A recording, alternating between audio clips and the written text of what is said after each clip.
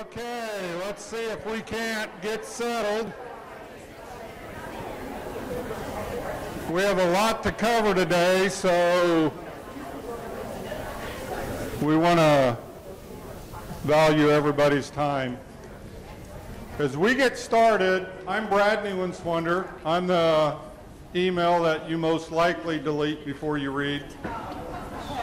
But raise your hand if you are a brand new curriculum director. Even without the title, you've been given all the responsibility. And we're going to come around with a microphone and you're going to introduce yourself and where you're from. I saw 2 go up. 3, okay. Higgins, I teach at Otis Bison High School.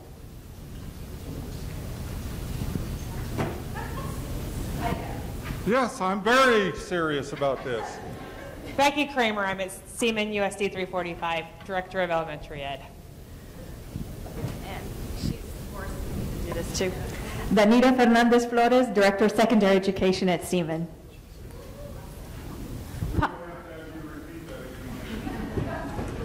Donald Mila, Director of Student Learning in Harrington. Paula Hauk, Director of Curriculum and Instruction in Holton, Kansas. And where? Oh. Brent Yeager, Assistant Superintendent for Learning Services, Olathe. Andrea Blokovich, Assistant Director of Learning Services for Olathe. Did all the new ones have the same? Or anyone else?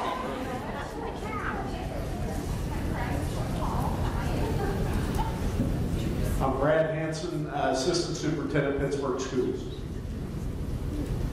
I'm Katie Toole with Renwick USD 267, which is Garden Plain Andale St. Mark's College, west of Wichita, and I'm the Curriculum Director.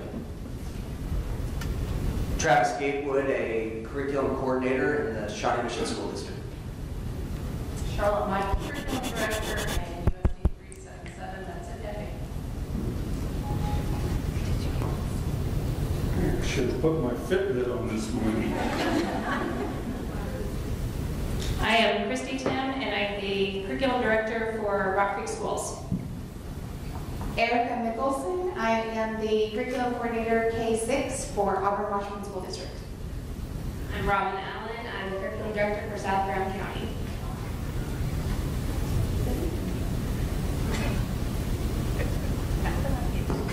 Alicia Ingeman, Curriculum Coordinator K6 at Troy, Kansas. Awesome. Anyone else? Okay, well, welcome to our first Curriculum Leaders meeting here in Topeka. Just so you know how, while Randy's getting set up, just so you know how this works, this is your meeting. You just happen to have your meeting here in Topeka and invite us to come and give you updates. So as the year goes on, we'll shoot out emails to the leadership team for your association. They give us topics. We try to provide you some updates that we think are relevant that you need. But it's always a really good day to just get caught up on what's going on, not only in Topeka, but then you to be able to share with us what your thoughts are and what your needs are. So are you about ready, Randy, or you keep things in? Okay. So going to get a little rain finally in northeast Kansas. Desperately needed. My pond is dry, but that's okay because there's no fish in it anyway. So, are you ready? All right. Teresa is gone today, but we have Kearney over here. If you're registered and you need anything, she'll take care of it. Nick is filming. We always have challenges, and we had to quit trying to Zoom or Skype or these things because with this many people, we never had enough bandwidth to do it. So Nick will be recording it, and then he will have it posted eventually for you to review again later, or for people, if you can't attend one of these, just know a few days later it will get posted. All right, and our fearless leader. So there's many reasons why I enjoy coming to this meeting. Maybe one, because for a long time I was in charge of instruction, curriculum, and staff development, and about any other thing that assistant superintendent has to do. So I always enjoyed coming to these meetings in the early days when they originated in the conference. And I get an opportunity to see Brad and other staff members that sometimes we don't get a chance to see even on the same floor. So I'm happy to be here. I'm going to go over with you several things today. And as Brad said, this will be posted, so you can go back and get it. But I'm also going to talk you through some things. So you're going to want to take some notes, and I do want you to ask questions, because we're going to go over a new recognition system that we're going to be launching on October 23rd, and I certainly want your feedback. So this is not new anymore, but it's the way we start every meeting because it drives our work, and I hope it drives yours. And so today I'm going to talk a lot about the metrics. Usually I spend a lot of time talking about what does it mean to be success of each student. We'll talk some about that. But I'm really going to talk about the metrics today, how we're measuring them, how we've asked the federal government to measure us, us, how the state legislature has agreed through TISA to measure this, that there are measurements. As Brad and I discussed earlier this morning, public schools take public money, and we are accountable to that. Private schools have tuition or tithing based, and they're accountable to that. So we're all accountable. And so the question is, what do we want to be accountable for? What are the appropriate measures? Because they all have pluses and minuses, right, as we look at those. So we're going to spend a lot of time in a little bit in the weeds on that. But before I get started, I know Beth is going to talk about this a lot later. I want to just talk about ACT and ACT work keys. So many of you have students that want to go on to a four-year college. And if you have students of your own, how many of you have students of your own or grandchildren of your own that are in college now or recently have been in college? Okay, so you know that the only time, I'm going to say maybe facetiously, other than if you're running for Supreme Court justice or something, if someone would want to ask about your ACT score, I only say that because I'm going deep into his history, is at the time you apply to go to college, right?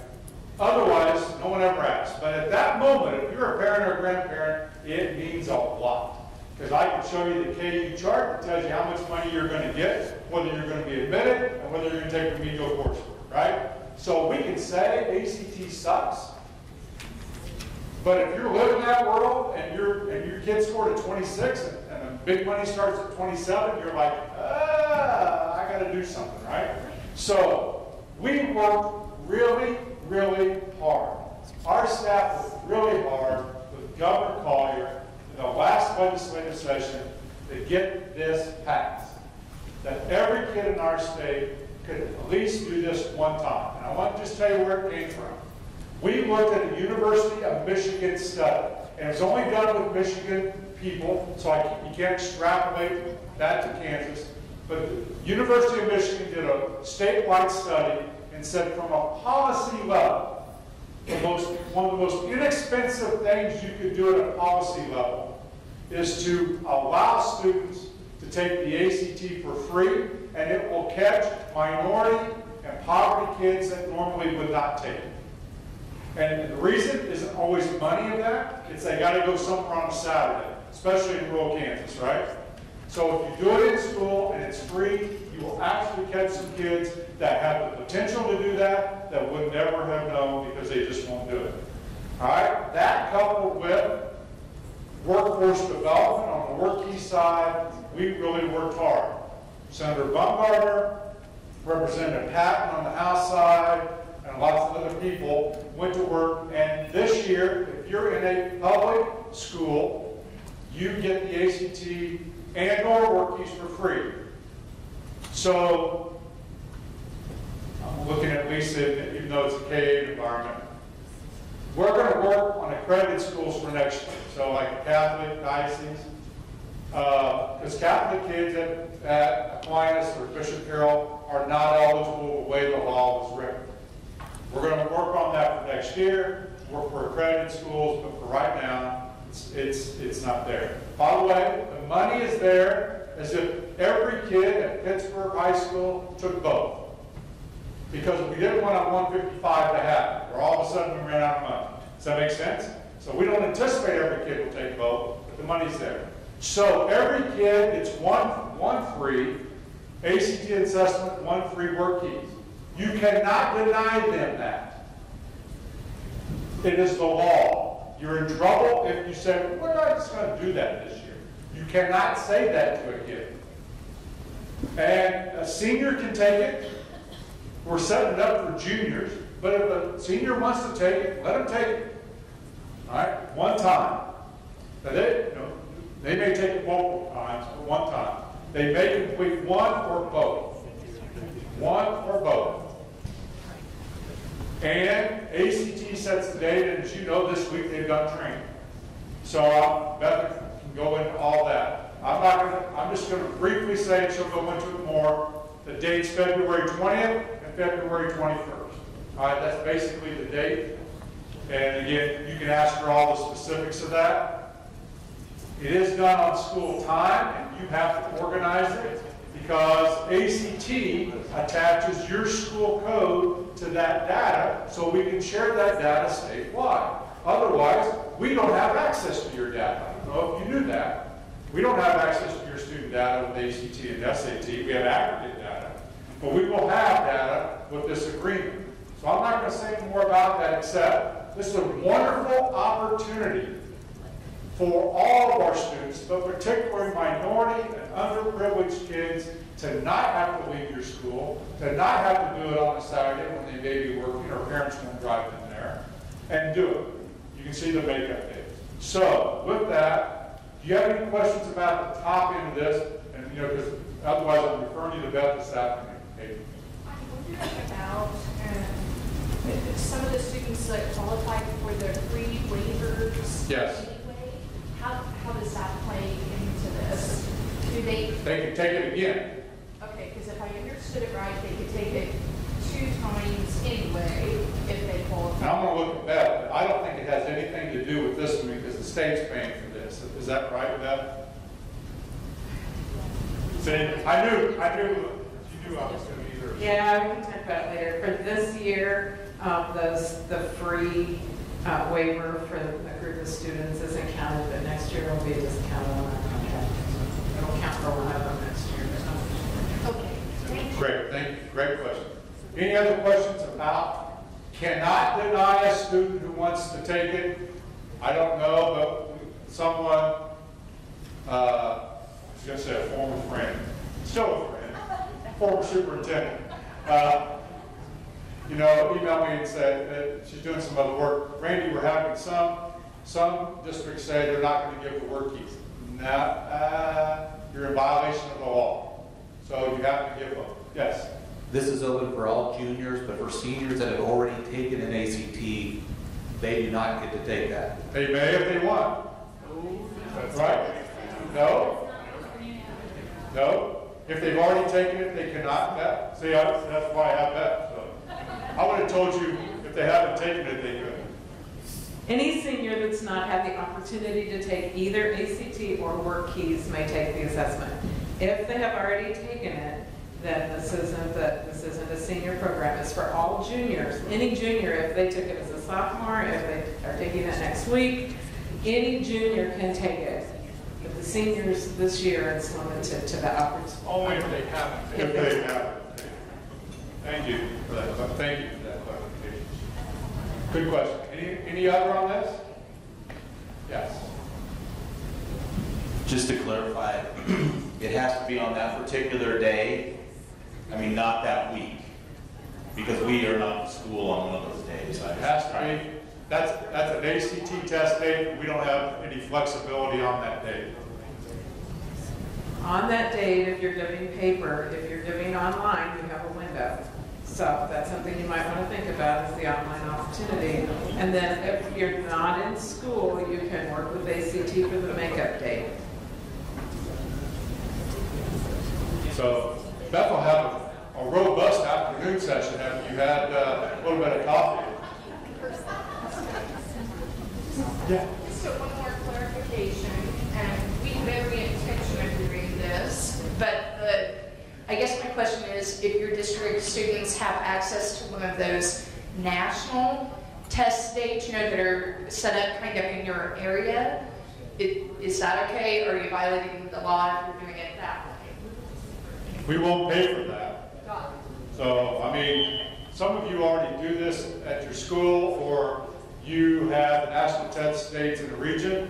Those you can still do. We just don't pay for that. The state will not pay for that. So again, for a student to have access, they're going to have access on this date. Again, you may want them to have 5 opportunities and you're going to pay for all 5. You may want to have a policy that every kid takes the work keys. You may want to have a policy every kid takes both of them. That's up to you, but they have an opportunity. So this will be great over time. The first year, it'll take us some things to work out and get back. We'll spend lots of time on that. All right. I'm going to jump to something else. I'm going to try something. Jay Scott showed me. We're going to see if it works. So you've all seen this. Now, see how I'm already blaming Jay for it. All right. So I hope you can see this. This is the Kansas CAN competencies. And you know we do training in this. Intrapersonal skills are in the red. Interpersonal in the blue. Cognitive skills are in the yellow. And of course, many of these skills cross over. Take a look at that. All right? And I want you to pick.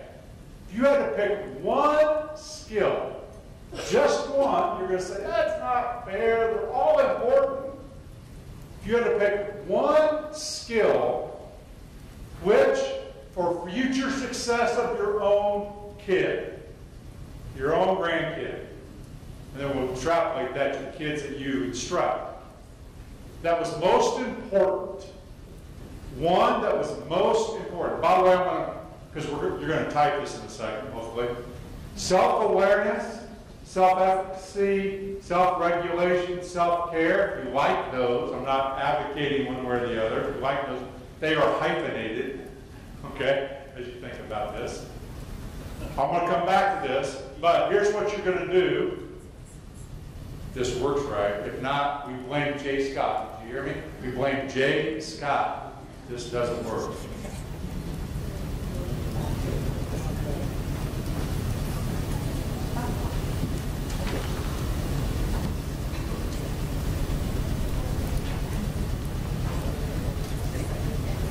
So, if you will go to, on your phone, if you're on Wi-Fi, you can do it on your computer.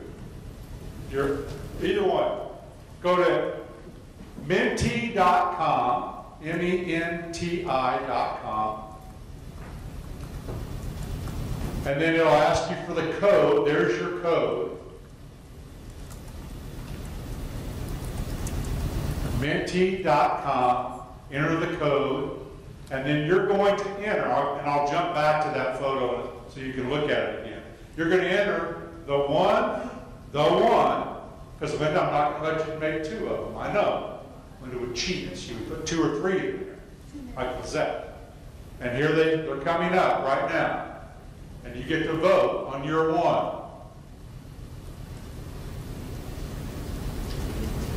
See, I said we're going to see if this works. So far, so good. We're going to see if it doesn't crash. You know, when you do things for free, sometimes, you know, it doesn't. Sooner or later it comes up and says, we'd welcome you to buy the premium version if you would like to stay in.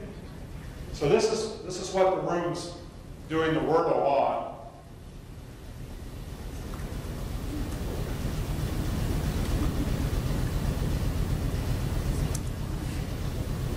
Self-regulation's hanging in there right now. Yeah, see? I told you had a hyphen in it. Darren said direct instruction, following the instructions, that I gave to the group that no one did. So keep going, give you just a little bit of time. We've got, how many is that? Is that 98? We've got people outside doing this? Ooh, 101. How many people we have in the room, Brad? Karen, you know what the registration is? I would say 101. I think if I did this right, did it only let you do it once, Linda? Yeah, see how sneaky? Jacob told me if you try to put some profanity in there, it wouldn't work. Shiloh, I did that just for you. Just threw that in there for free. Okay? All right, you got 105. So look up there. This is what the group said, and self-regulation and critical thinking were the top 2 responses. Do this with your faculty, by the way. Okay? Would you agree all of them are important? Anyone disagree with that? I mean, that's what we've said. That's what makes up really success.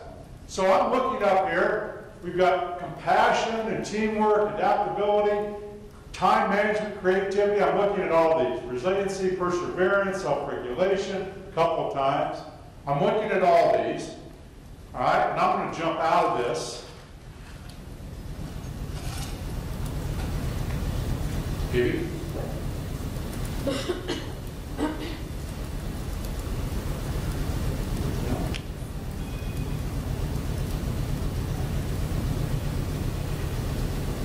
Jump back to this. You can't trust him. You can't trust him. Brad, I had the results emailed to me so you can take pictures. There, see?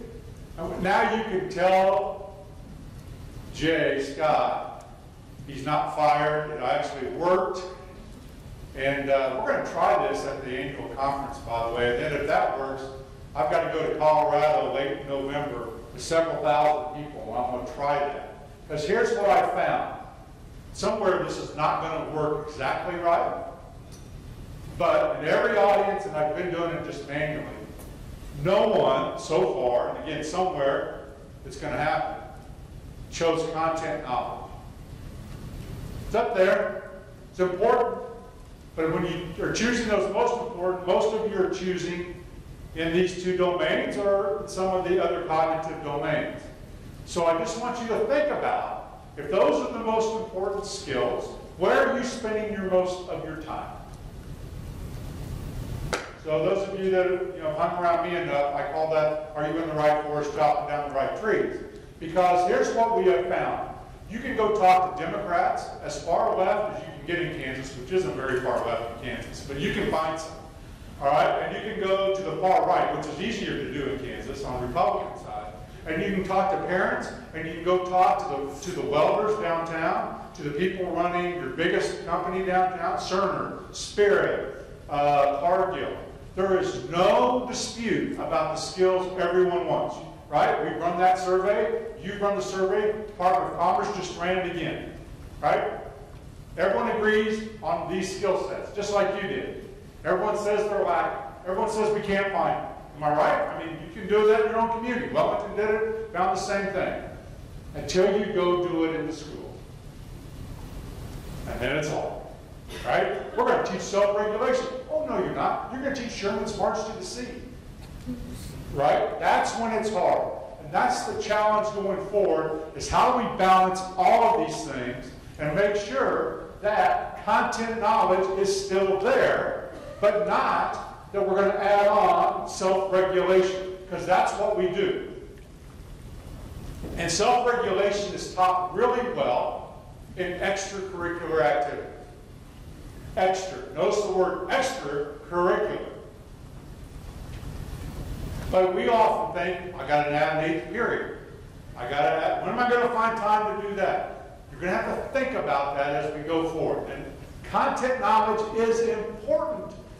It is important, but I'm going to just question you about whether or not we should organize schools around that, or organize schools around something else. I told Kurt Dillon yesterday, what if we just gave FFA advisors be in charge of the entire day?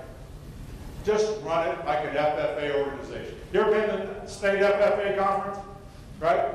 Rock. Okay, kids are speaking, they're organizing the whole thing. They get all the alumni back behind the scenes. It's a rocking event for a whole week. Got parents there. That was school. Now you got to teach content knowledge in bed, right? You got to teach the standards. Anyway, that's what we're all wrestling with.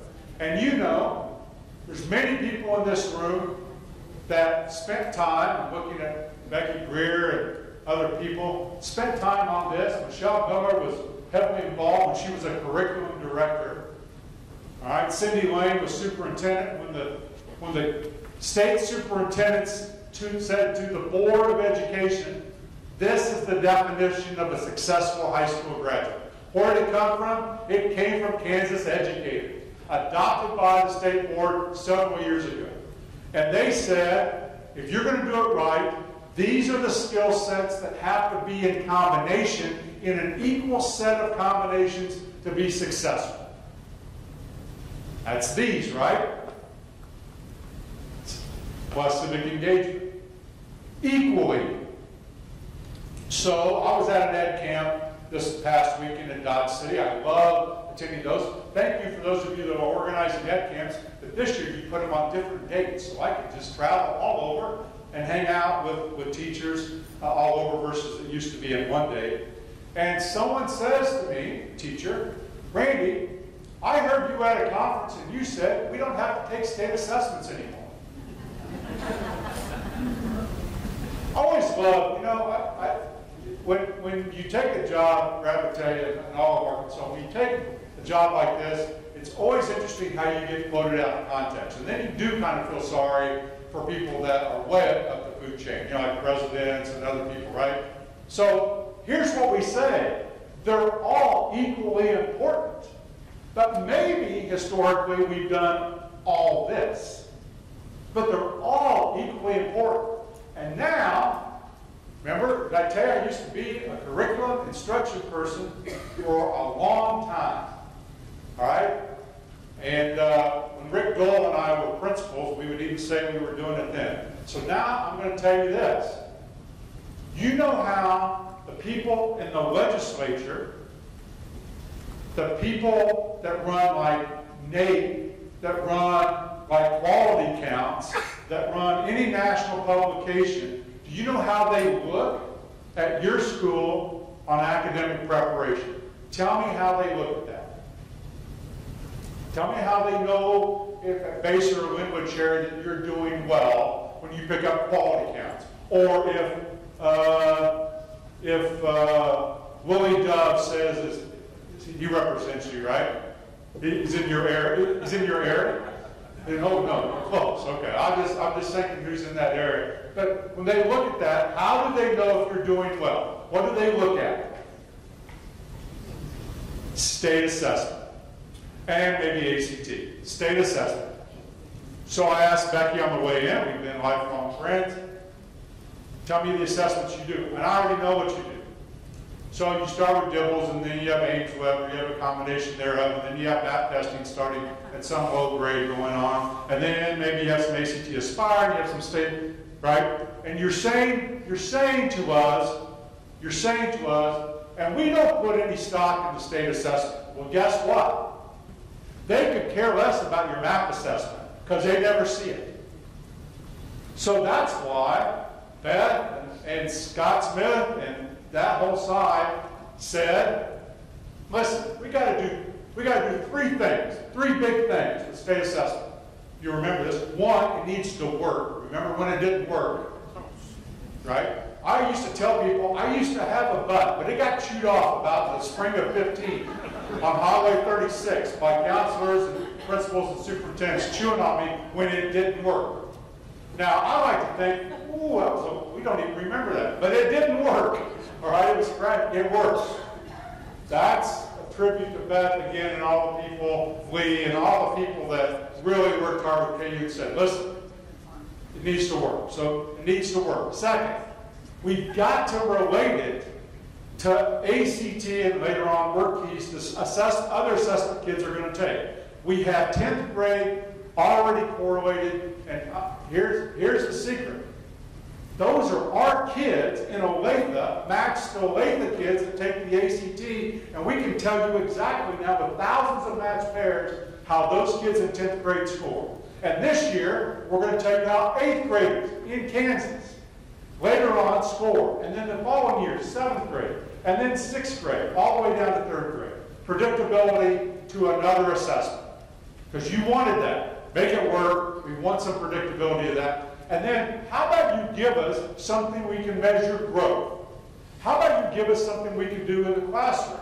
Something that, and guess what? We have interims and formatives for free, tied to the state standards of which no other off-the-shelf assessment can give you. Now, you're all curriculum directors and principals and superintendents. If you want to give multiple academic assessments, feel free to spend your money and do that. All right? That's your decision. But you're not going to be judged on those. That's the reality. You're not going to be judged on those. You're going to be judged on our state standards. And there's only one assessment that measures our state standards. MAP does not measure that. So if you want, so when Beth gets up this afternoon, if you want to talk to her about a free assessment that you can give that measures growth 3 times a year, we have an interim. Lots of you are using it. Does that make sense? Are they important? Yes. Should you test prep after Christmas? Heck no! Science is important. That was free, was that? I gave that out. Social studies, Don, is important. I even think that arts are important. If you've seen me do anything with fine arts, sing, try to play the trumpet, or draw something, you would question that I ever had any. They're important. So, but that doesn't mean when you get to the state assessment, you tell kids, don't worry about it, blow it off. And I will tell you, I'm looking at the high school results of your schools, and you're blowing it off. Kids do what adults think is important. So on the day of, I want it to be important. I want them to do their best. I want them to know how to do the format. I don't want you on January 3rd teaching the delta indicators, which we don't give you anymore, in exclusion of everything else. That's my message. I'm going to have to say it in different ways because it's being misconstrued. Does that make sense? So when I go across the street, and next week at the state board, I will start talking about the results of state assessments. Not in isolation, and I won't take 2 days like we used to under No Child Left Behind, because it's, this is when you should turn off your screensaver. And, but it's important as an academic measure in balance with these others. So I want these others to be taught and measured locally too. But that means we've got to at least do that. All right, so I'm going to be quiet for a second. You're going to give me some, if you have some feedback or some questions about that. I told Brad I'm talking a long time, taking Dale and Craig's time. Darren? Randy, thanks for this. And this is a conversation we're having as well. Where we are is trying to measure these in meaningful ways that research supports, that shows preparation for the next step, whether that's college or workplace. Is there anything that you're aware of that gives us guidance on how to find appropriate and meaningful measurement for those items? In these other ones? Right, well, yeah, any of them. That research would say these, if you have these skills, then they're foundational to success at the next level. A little bit. So I'm going to go to ACT research, Darren. The number one skill and the number one reason Kansas kids drop out of college. So I go to college and I drop out in the first semester, first year. You said it already, self-regulation. So I find it interesting, you know, because I love everything, history and government. So I really find the Supreme Court debacle maybe interesting. But one of the things I was just asking myself, in fact, as you were doing that in my head, was the whole question today, if you really want to boil it down, did Brett Kavanaugh show self-regulation? Right? So that's why My pledge class, Darren, started out 28, ended up with 15 a semester later. They could do the academic work. They didn't know how to self-regulate. So there is some research on that. Amy and Patty, and I'm going to look at Brad on this. Amy and Patty have all the research, though, around all of these, and there's some in particular, and I don't know off the top of my head, that they will tell you are the top of the food chain to lead to future success in employment and in school. And I would need them here, or Kent maybe, or someone else. Can you help with that, Kent? Yeah, we'll talk about it this afternoon. There we go. I like that. It keeps people here on the edge of their seat. All right? So thank you for that. So please hear me. I don't want you to test prep kids. I do want them to do well in state assessment. It does reflect on your academic achievement. If you want to have other assessments, that's fine. If you want to take the thousands of dollars you're spending on other assessments and you want a free one, look into the one that Beth and Lee and other people can share with you. That's your choice. That's a local decision. But nobody gets access to that data outside of your district. So no one knows how you're doing. All right? Does that make sense? All right. Am I out of time already? Yeah, 10 minutes. They gave me the mic. If not, you're cutting into Dale. Hi, Dale. I get to see you today, too. It's good. Damn love it. Keep on. All right. I'm showing you Pittsburgh because I wanted to show you this, and then I want to talk about the recognition system. But this is on, as you know, this is on your report card. This is there for everyone. And I want you to know as we're looking at KISA, and then we're thinking about recognition. We're looking at, and I used Pittsburgh because I was there recently talking. But I want you to look at this in 4 ways.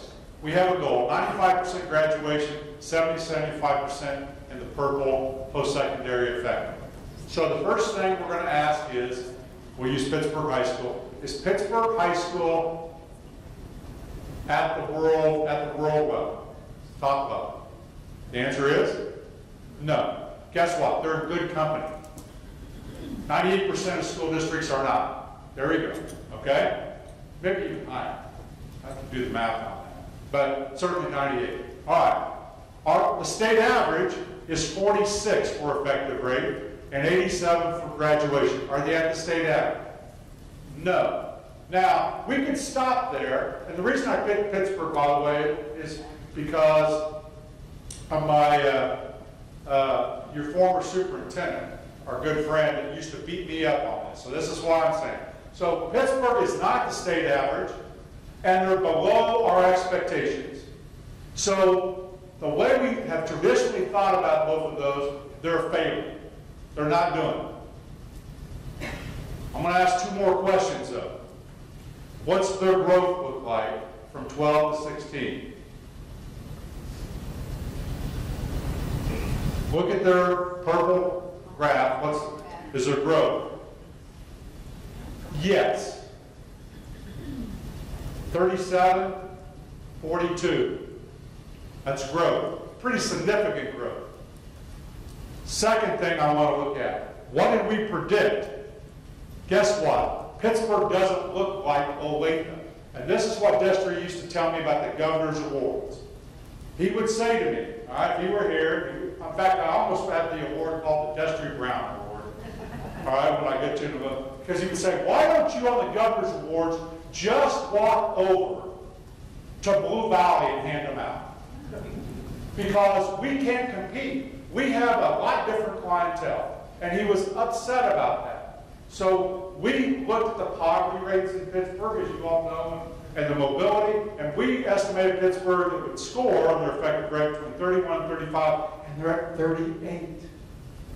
They're growing. They're at they outshine their predicted value. They're not where we want them to be, but they're growing.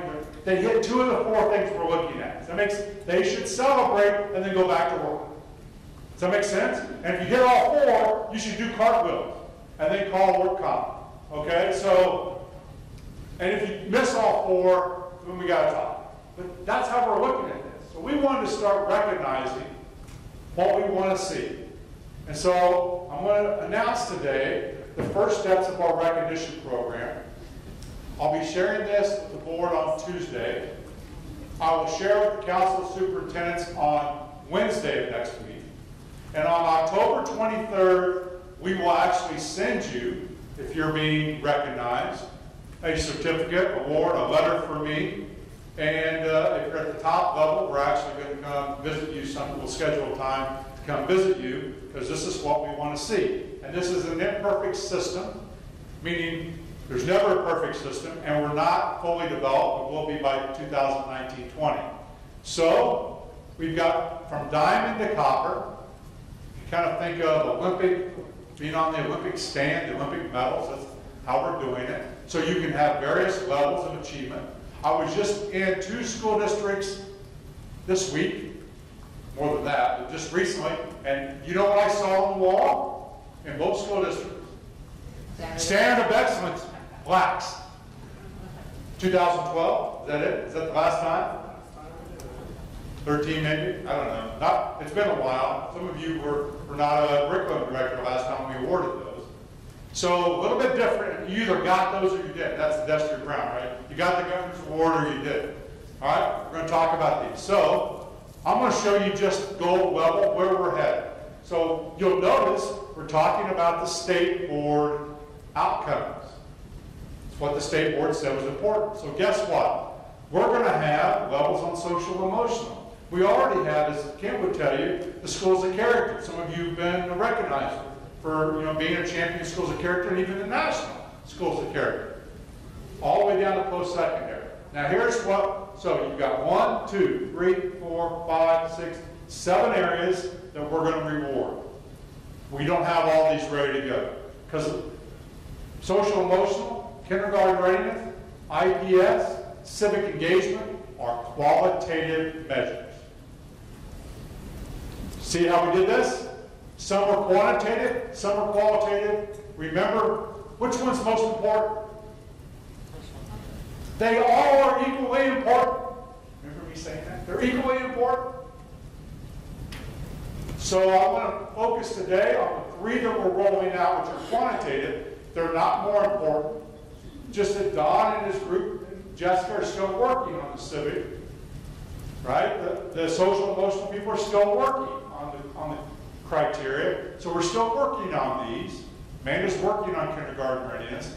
So we're pulling out the 3 quantitative, and even within the quantitative, we only have one area of the 4 we're going to look at, and that's state assessment. By this time next year, we're rolling out all of them, because it's important to have all of them for you. And then you can look like this. This is a hypothetical. You might be gold in a couple areas.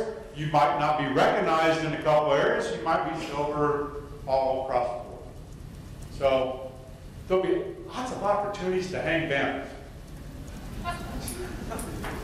Because I've been in districts where you've never won a state championship in the history of your school. So it's important to hang. We were 3rd place in the league in 1974, right? Because we've got to start somewhere. And I've been in other places where, we were sub-state semifinalists, right? Or we're only going to do it for state champions. So it's all the same. We're going to recognize those people that do it, okay, going forward. So here they are. Prepared for high school graduation. I'm going to come back to this. It's this one. Prepared for high school graduation. It'll be made up of 4 areas, all equal in the future. Not this year, but all equal. All right? 75% or above in levels 3 and 4, you're at gold level. That's what we put in our ESSA plan to the federal government. That's state assessments. I'm so happy about this. State assessments in language arts, mathematics, and science. Aggregate, grades 3 to 10. So, Sheila, I look at Newton and say, how many kids in all 3 of those areas last year on the state assessment were at levels 3 and 4? Does that make sense? All 3 areas, all the grade levels. How about, because it's district level attainment.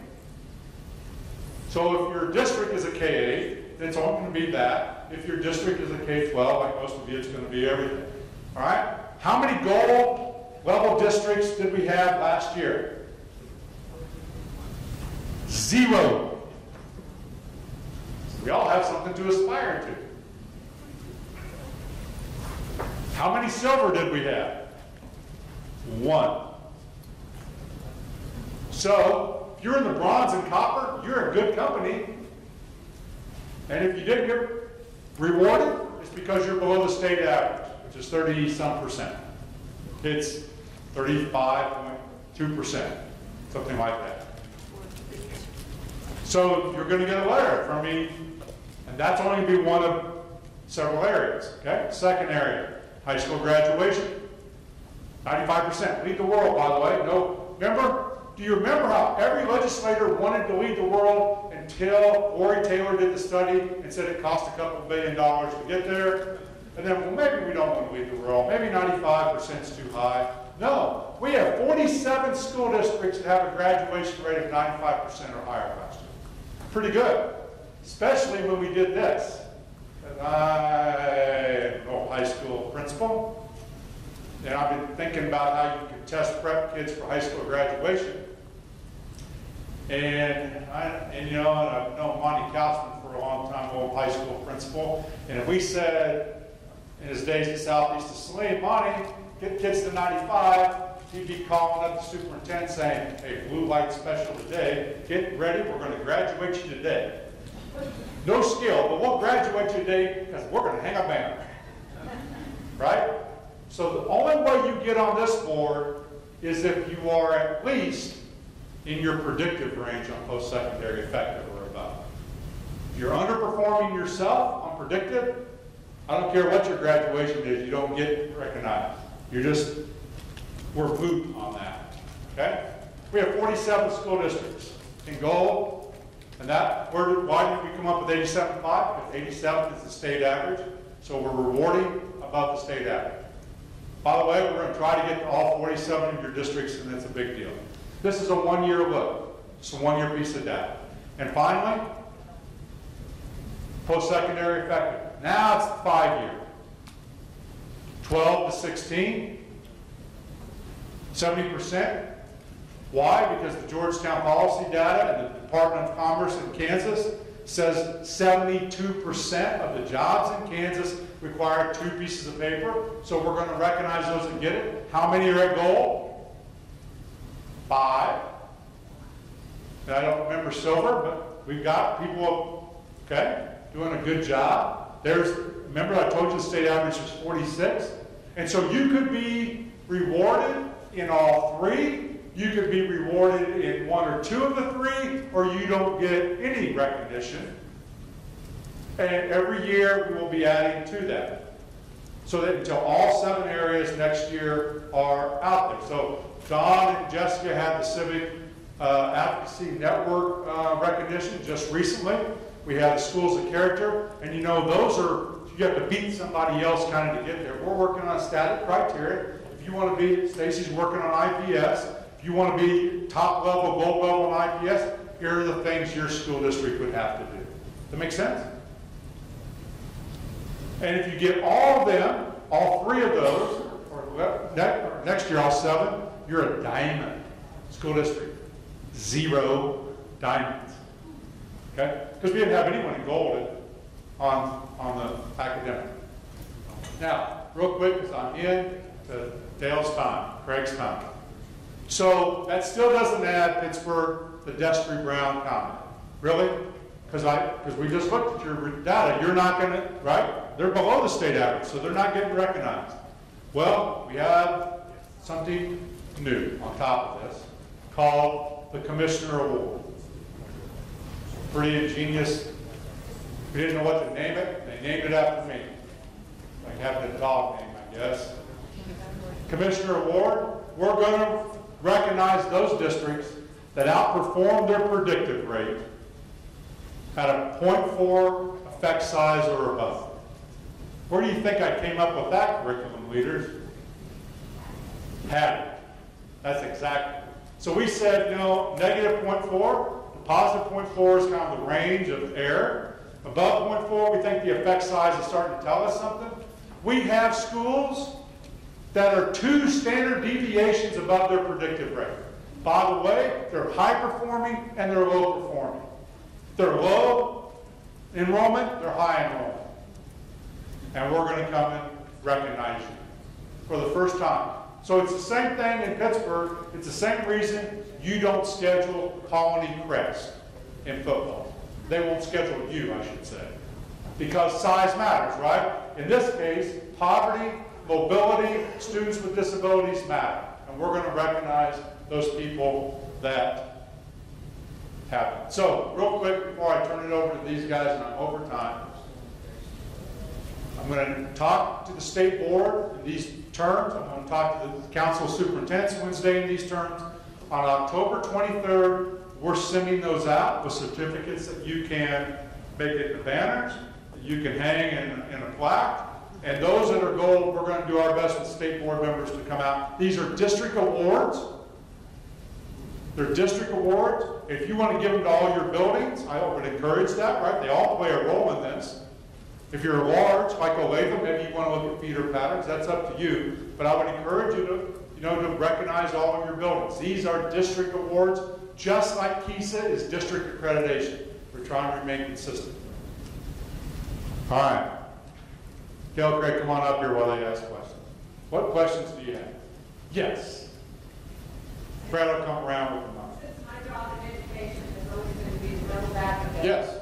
How are we going to be measured on post-secondary rates of success when we know that data is not accurate and all places do not report that back?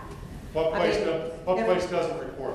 The technical schools don't all report. 100% in Kansas. So you can guarantee to me that that is absolutely accurate now, because we were told for a long time that it was not accurate, that all institutions were not reporting back. Military doesn't report back. Military is not a piece of paper. Remember, this is what you have to understand. The job market in Kansas says to apply for the job, you need a high school education and something else, a certificate, like a certification or an associate degree or baccalaureate. Military is a great career path, but it's not something you can apply for the job solely in Kansas. So military is that other 25, 30%. But 100% of the schools in Kansas are now in the clearinghouse.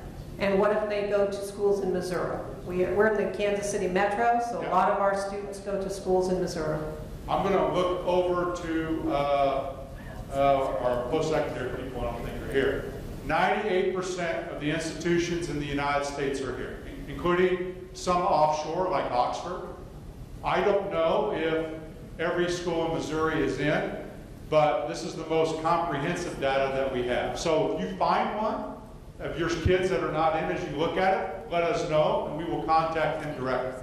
You can drill down to the data on the website now, and if you identify students that you know are enrolled in a post-secondary institution that's not in the clearinghouse, we will reach out to them. Okay? Okay, thank you. I want to say a couple other things. This data is not perfect. A decade ago, when you were putting up the standard of excellence banners, was that perfect?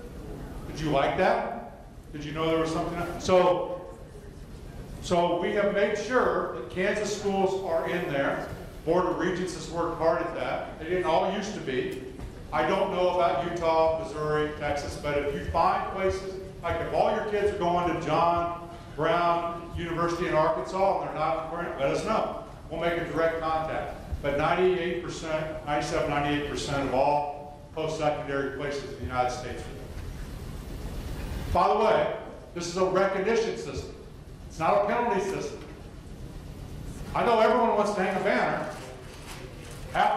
If you're above state average, you're going to, but not everyone gets a participation ribbon. So it's something to shoot for. It's recognition. No one's getting money taken away from you. No one's going to come out and shame you.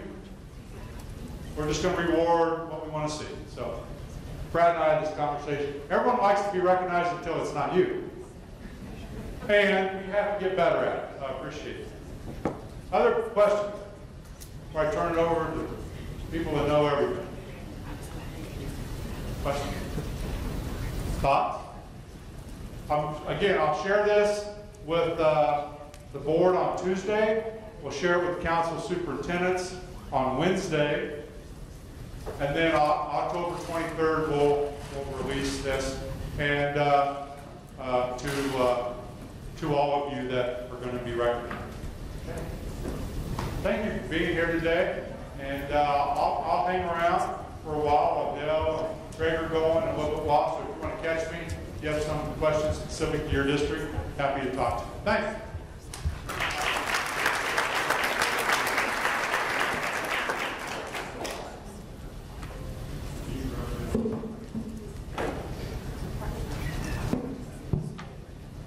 Morning, everybody. It's great to be among the true educators. Superintendents aren't here, are they? So it's okay to relax. I know there's a few scattered here and there that we can pick on. If everybody's like Denise, how much is your enrollment up? 20%. 20%. But when you only have 350 kids, that 20% I don't care. should go fast. That's still a lot. That's still a big increase in enrollment.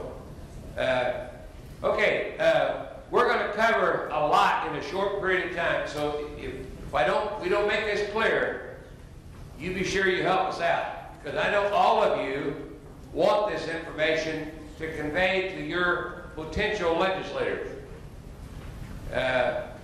We're kind of excited. We got a couple of superintendents, and this is kind of interesting. This is a little on the sideline.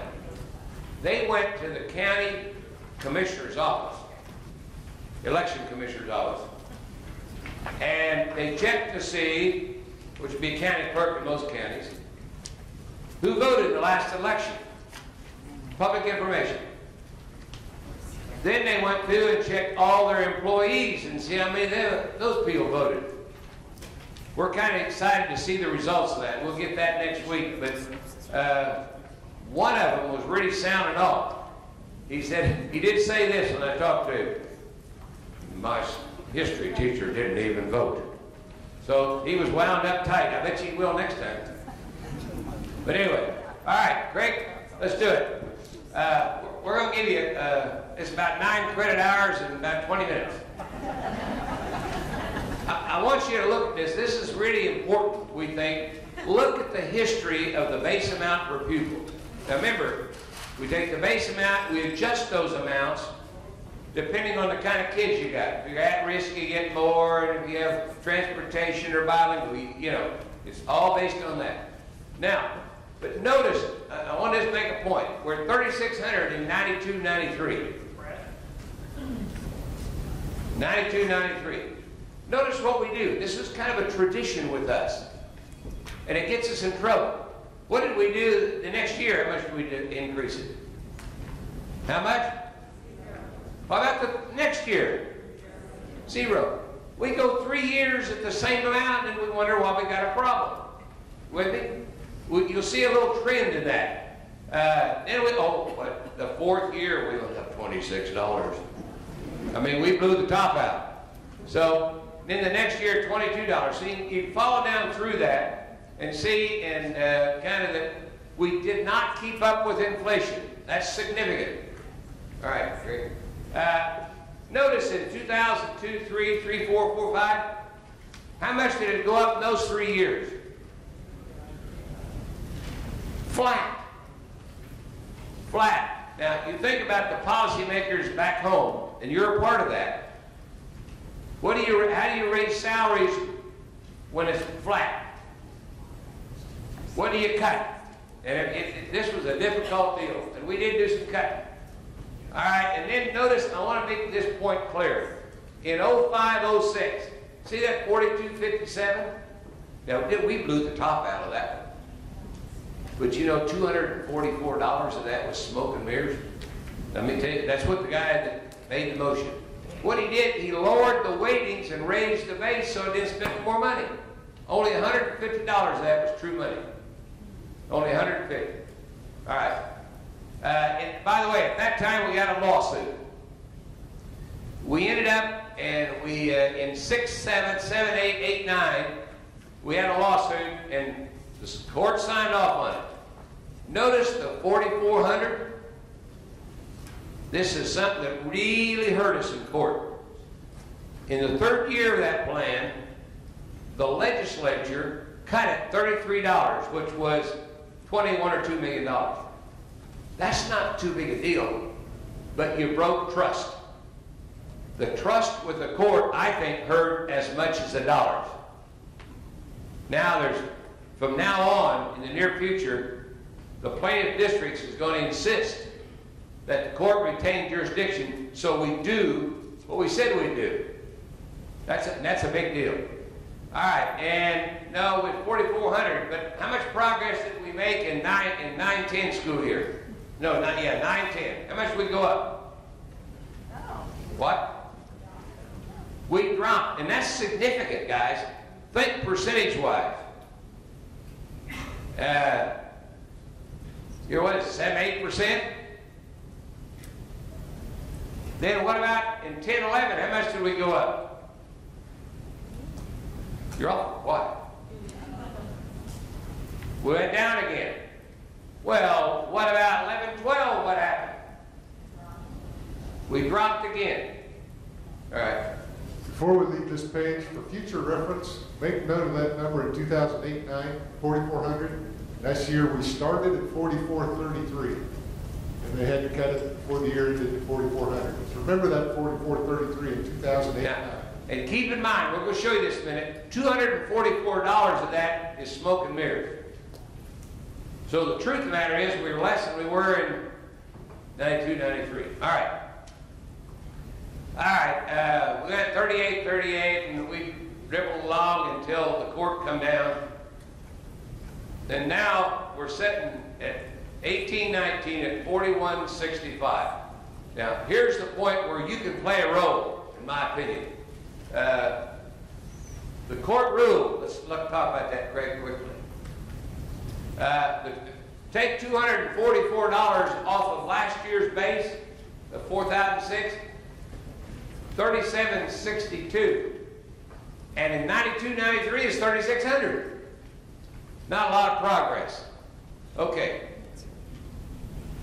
This is a little chart prepared. We finagled, didn't do this, but we didn't want to do it because we know it's going to be discussed a lot. This was prepared by legislative staff. Notice if you apply the cost of living, our base should be in 16, 17, 49.48. 2 years ago. Should be 49.48. All right? The Supreme Court opinion. It ruled, this was last fall, again that the Kansas School Finance Law did not meet the adequacy test. There's not enough money for you to meet the state board standard. All right? Interesting you got that word again. Well, the reason I stuck that in there was the Supreme Court on this case has issued about 6 opinions at different things. This is again 6, I believe. Yep. All right. Right here. I want to give you this so you can take it home with you. This came from page 25 of the Supreme Court opinion. The plaintiffs argued that the proposed $522 million, we'll see that in a minute, must be paid during the 5-year span and all that good stuff. And they said 18, 19, we're okay. We'll live with that. But you got an inflation problem that you haven't taken care of. And the court's been really pretty nice. There's an inflation problem you have not taken care of. All right? And this is significant. And this made a big difference to what the state board did, and you're going to see here in a minute. The court pointed out the $522 million over the 5-year period, that's pretty good, but in the first year is okay. But you don't have money in there for inflation to make up for all those years. So what the court said, they did this on their own. They took the last 6-year average of the CPI, Consumer Price Index. 1.44%.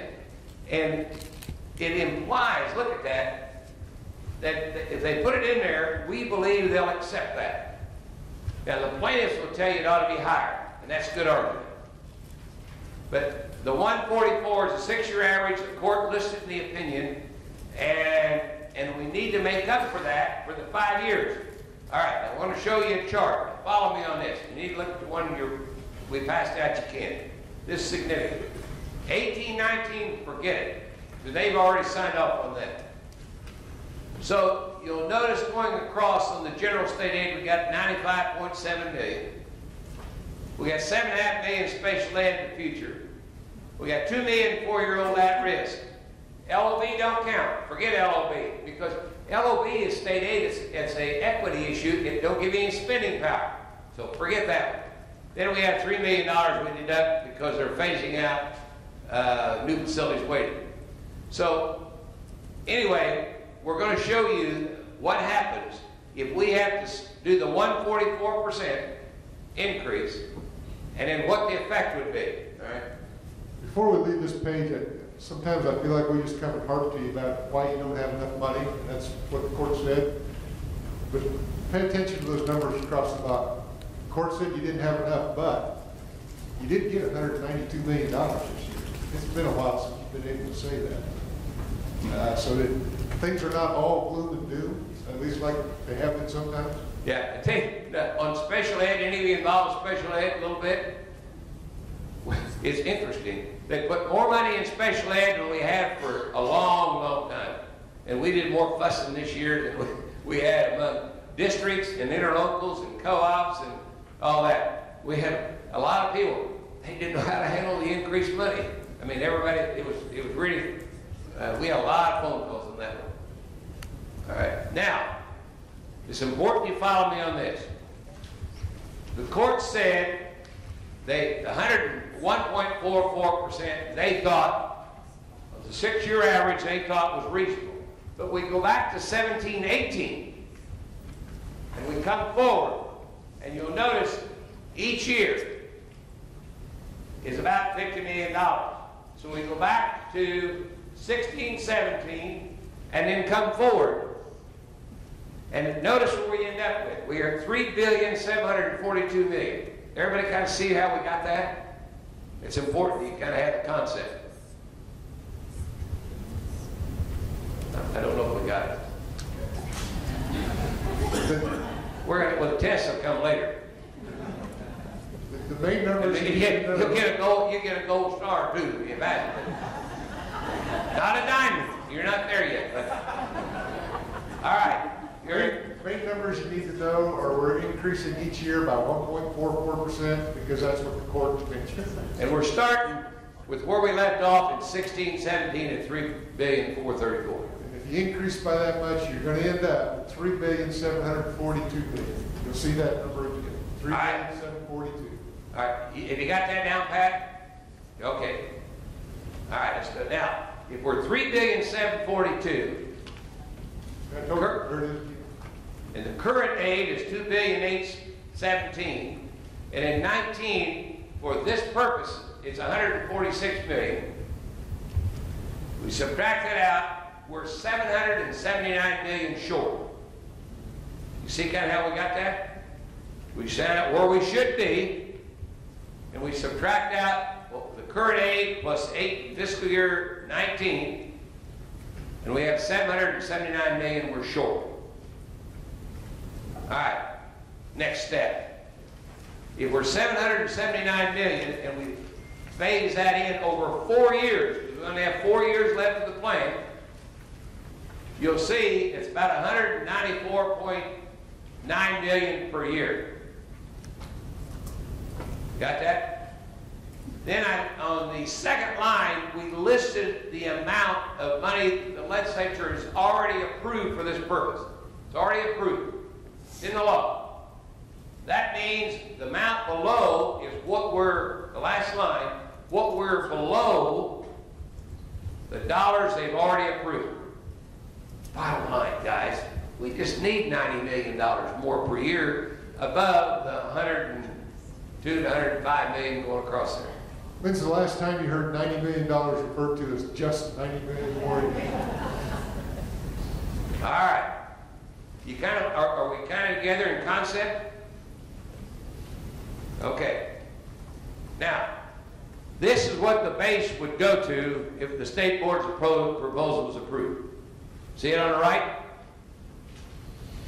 And my question I asked you to remember, what did we start with as a base in 2008-9? Anybody? 4433. We ended up at 4400. We started at 4433. So if we follow, if the legislature follows the state board's recommendation, we're finally going to get back there in 2019-20. 4436. Now, you kind of got the concept, or you have the gold, or diamond, or copper. Huh? You got it? All right. Great, one more. The board also said special ed should be at 92%.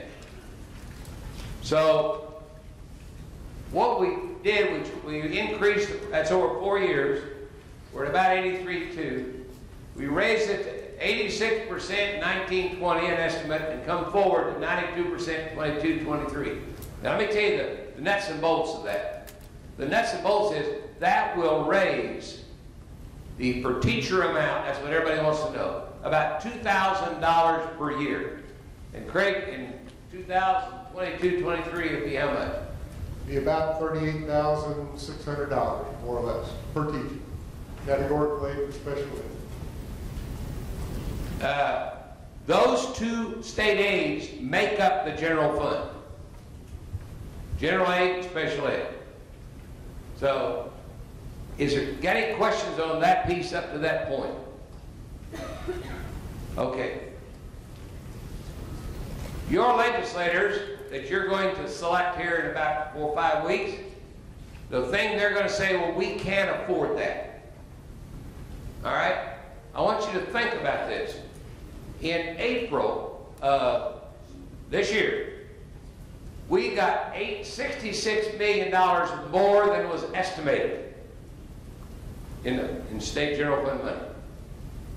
In May, we got $101 million. In June, we got $149 million. And in July through December, we're $97.5 million above estimates. Guys, think about that. That's over $400 million above estimates. That don't count the normal growth. That's above estimates. The reason that's important, the budget is built on the estimate. So if you suddenly got $400 million more than you thought you were going to have, on top of what your budget is, things look a little better. And the other thing to remember, what the governor recommends, say all kinds of things you want to do, but when the dust settles, they go home, regardless who's governor, you can figure a high 90% plus will be approved. You just look back at history. What they recommend is significant. Show the other reason that's important, remember, we need $90 million each year for the state board's recommendation, and we need another $30 million roughly for special ed. That's $120 million. And we got $400 million in the last 6 months above estimates. So we can operate, if they give us that, we're 130, we can operate over 2.5 years just on the amount above the estimates. Now, I'm going to tell you what, a lot of the people that are running for office, and I have no disrespect to them here at all, but a lot of them will not know that. Some will be, but a lot of them will not know that piece.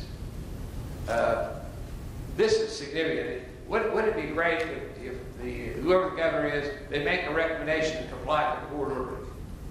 Because we don't want, I don't know anybody in the education committee wants a constitutional fight. We've been fighting this for too long anyway. Any questions on any of that so far? Our time probably up. Craig, is there anything else left? Oh, I've got to say one more. You can't already see this. You may have looked at the chart we gave you, but this is important. Look on that chart about the 4th or 5th column over. You'll see Kansas. Go down to Kansas and go over about 4. And what is the ranking of Kansas? And that would be on, what is it, column in the 4th over. Where do we rank? 40th. Tell me one good reason why we should rank 40th.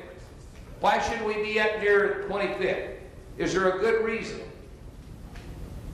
I don't know why we shouldn't be in the middle of the pack.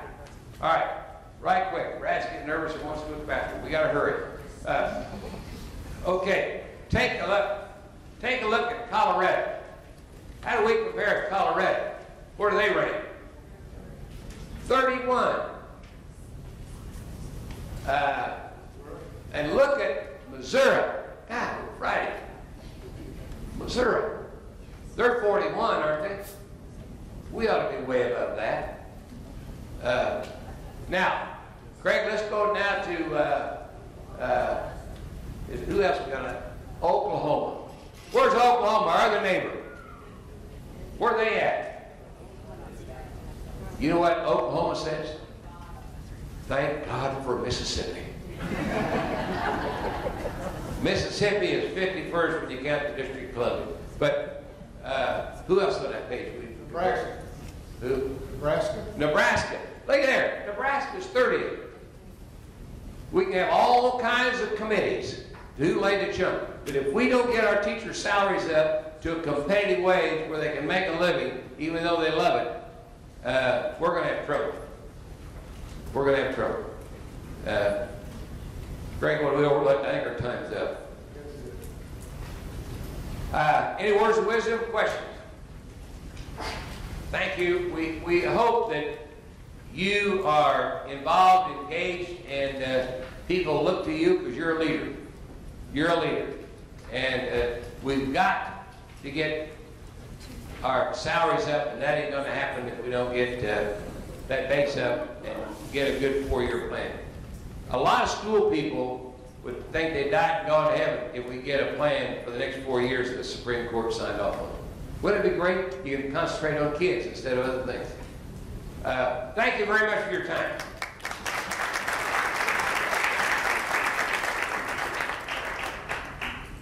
Okay, thanks Dale and Craig. After how many years you've been at the State Department now, Craig? 7? 7. He still says his last name wrong. So we're still working on that. I want to introduce our next person, Amanda Peterson. Be nice to her. She just got back from honeymoon, just got married, so she's has been here now since July 1. But I want to kind of put her new role kind of in context. Excuse me. The last couple of years, the legislature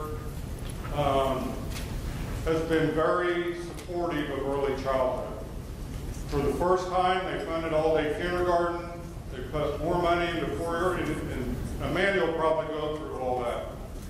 But as a state agency, we were being very reactive to what the legislature was doing, which were some really good things for early childhood. So I visited with Randy a while back, and we were doing a pretty good job, but we needed to hire someone that their number one and sole responsibility is to oversee early childhood. So we created a position, reshuffled some things around, and Amanda is our, since July 1, our new early childhood director. She has her team. She will be building it. She's going to talk with you about the plans, where we're at, and where we're looking at moving forward. But this is Amanda Peterson. Thank you, Brad. Hi, everybody. My name is Amanda. I'm really excited to be here today and for the work that we all have ahead. And I was thrilled to see that self-regulation was one of the most important skills that we all recognize that Kansas kids need to be successful when they grow up. And we know that that isn't something that starts when a child is a junior or senior in high school, right? That's something that starts early. That's something that starts before a child ever enters our kindergarten classroom. And so when we're thinking about our board goal of making sure that every single Kansas kid can enter kindergarten at age 5, socially, academically, and emotionally prepared for success, We know that that means that we've got to start thinking really seriously, and I know that many of us already are, about what's happening before the child walks into the kindergarten classroom door. I know that for many of you, for many of the folks in this room, when you think about kindergarten readiness, what's perhaps the one thing that comes to mind most in terms of the work you've been doing over the last year? Anybody? I heard it. Might be the ASQ. We're going to talk about that in a minute. But I want to make sure that you know, since we have restructured a bit, I want to make sure that you know who is on our team. So when you're thinking about who do you need to be connecting to, you've got the right combination of folks. I'm Amanda. It's great to meet all of you. You can always feel welcome to email me at apeterson, that's S-E-N, at ksde.org. My team consists of Jordan Christian, who's responsible for the State Interagency Coordinating Council and a variety of other councils to help gain input and feedback from communities across the state. Natalie McLean, who's our early childhood special education consultant. Ms. Wilbur, who's responsible for parents as teachers. And Becky Strong, who's our administrative assistant. We also work elsewhere in the agency to be responsible for, as a team, the preschool programs and for the Ages and Stages questionnaire and that kindergarten readiness initiative. And so that's what we'll talk about first. We're also going to use the exciting mentee piece, so get ready. So, for kindergarten readiness, we know that Kansas told us that this is something that's critically important. We know that these are the skills that Kansas kids need to thrive. And as we were starting and embarking on this board goal, we knew that we didn't have one common data entry snapshot of where Kansas kids were at developmentally when they entered kindergarten. We knew there were plenty of different tools that were out there, and so I think that it's helpful to ground us in exactly why the Ages and Stages questionnaire is the really important data point that we need to be successful in this area. There were a couple of key ideas that really shaped this. We knew that we needed some kind of common data set across the state. We knew that waiting until third grade when we got third grade reading scores was not going to cut it if we were going to try to figure out what kindergarten readiness meant for Kansas kids. We knew that this needed to involve a variety of domains. It couldn't just be a measure of academic or cognitive skills. We also needed a social and emotional component. And it was incredibly important as we were visiting with our stakeholders that this be something that be an opportunity to engage parents and caregivers and families. Because when a child crosses the threshold to walk into kindergarten, those families have a wealth of expertise and experience and knowledge about what their child is capable of. It might be that you have a really shy kindergartner who's not doing everything in a kindergarten classroom that they might be doing at home. And so it's really important to be able to engage parents to be able to understand where Kansas kids are at developmentally. And it was really important that we select a tool that could be an opportunity to begin and continue building a strong relationship with parents and open a conversation about where their children are at developmentally very early on. And so we, as an agency and as a state, selected the Ages and Stages questionnaire as our developmental snapshot tool, knowing that this wasn't going to be something that was going to be filled out by kindergarten teachers, but was something that was going to be done in partnership with families. This year, as you all are incredibly well aware, was our first statewide data collection system after we had our series of trainings last year and after we had a pilot. And that ran from August 1st until September 20th. We had about 21,000 Kansas kids who completed the ASQ3 and the ASQ SE2. We are still crunching the numbers and being able to see exactly how many. We know we have some families that completed either the ASQ3 or the ASQ SE2, so it might be more than 21,000 kids who participated in some way, shape, or form. We know that we have more than 21,000 kindergartners in the state. And we also know that there's a lot of data in here that we're going to be able to use to make the case for where we're at for kindergarten readiness in the state of Kansas, and also for where we need to go. So that when folks walk across the street to go to the State House, they can explain to legislators, they can explain to policymakers. We all agree that early childhood is important. Here's where Kansas kids are at development. Here's that one data point for where Kansas kids are at developmentally when they walk into our kindergarten classrooms. Here's why it's important for us to have a comprehensive statewide plan to address early childhood so that we can increase the readiness of Kansas kids when they arrive in kindergarten. Are we all generally following the big picture concept of what we're trying to do here? Yeah. So. I might go for add to that. Again, our goal is to quit being reactive to what our legislature does, to be proactive. Right now, we starting to look at the data, but if it's anything close to Illinois, who just went through this, they found out that only about 28% of the kids in Illinois hit all three areas. And we couldn't even have that conversation without being able to have some kind of a statewide snapshot of where we are and what communities have positives or negatives and what are they doing. So anyway, I'm going to be very interested in what our first round of data tells us. Absolutely. In terms of what's ahead for our team as we're thinking about what this work entails, obviously analyzing that data and communicating with stakeholders about how we can best convey what it means is going to be incredibly important, because that's one of the major reasons why we decided that this needed to be a major initiative. We also want to be collecting as much feedback from you all as possible, because we know that the first year of implementing any new tool might be hard. It might have some bumps along the way as people learn how to use a new tool. And we want to be collecting feedback so we can be sharing best practices with your colleagues from around the state about what worked well when it came to engaging parents and families to complete the questionnaire, and make sure that this could be a positive experience for families as they're learning more about their kids' development. So I hope that this is something that you all are talking about amongst yourselves. I hope that as you get together, if you're sitting at a table with somebody and you're not entirely sure what to talk to them about, perhaps in a meeting like this, that you might say, hey, how did the ASQ go in your district this year? I know that anytime I meet anybody with a kindergarten student, that's one of the first questions that I ask.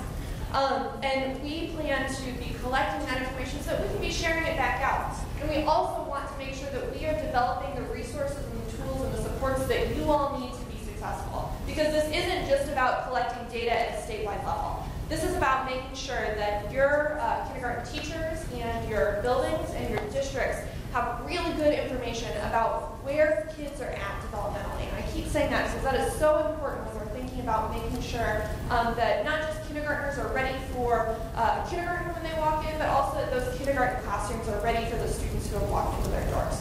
So, Randy stole my thunder a little bit, but it sounds like Mentee works. We're going to go to www.mentee.com and use this code.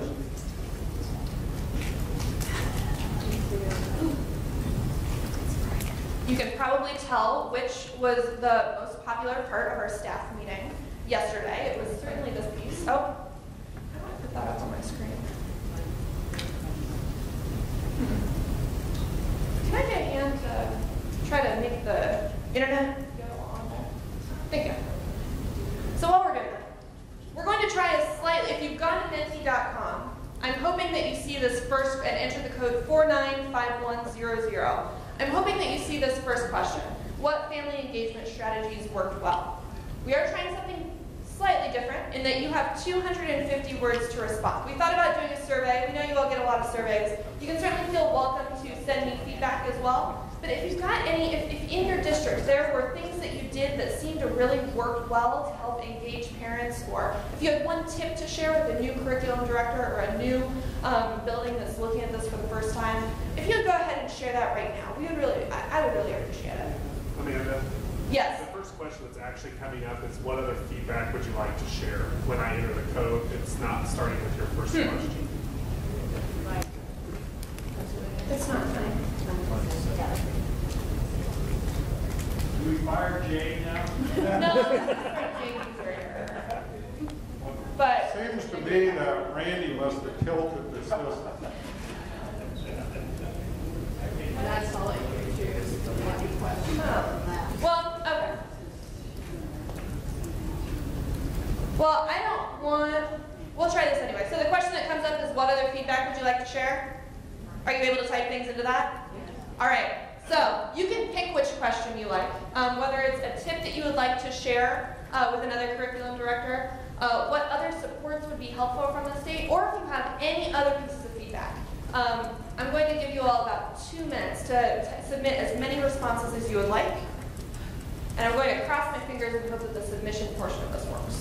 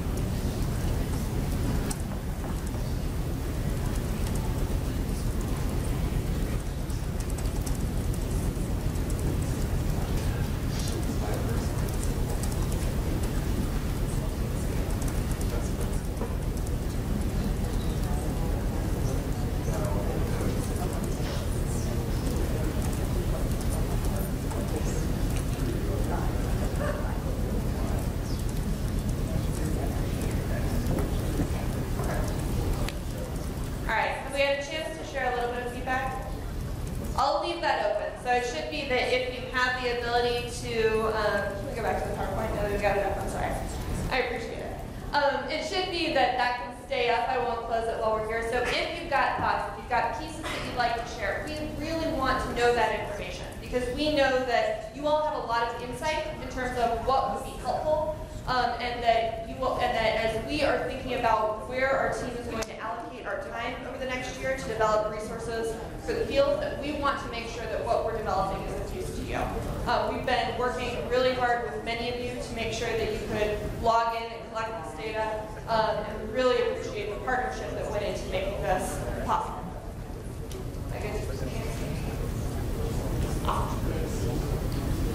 If you ever do have, I'm sure that many of you are familiar with this website, but I like to keep bringing it up. agesandstages.com/KS includes a really handy implementation guide that gives you step-by-step pieces. I'm sure that many of you have seen this and worked through this already. It also includes guides for administrators and guides for teachers. And so in section 4 of that, if you now are saying, okay, I've got this data, what is my next step? How do I print out these reports? What do I talk to parents about?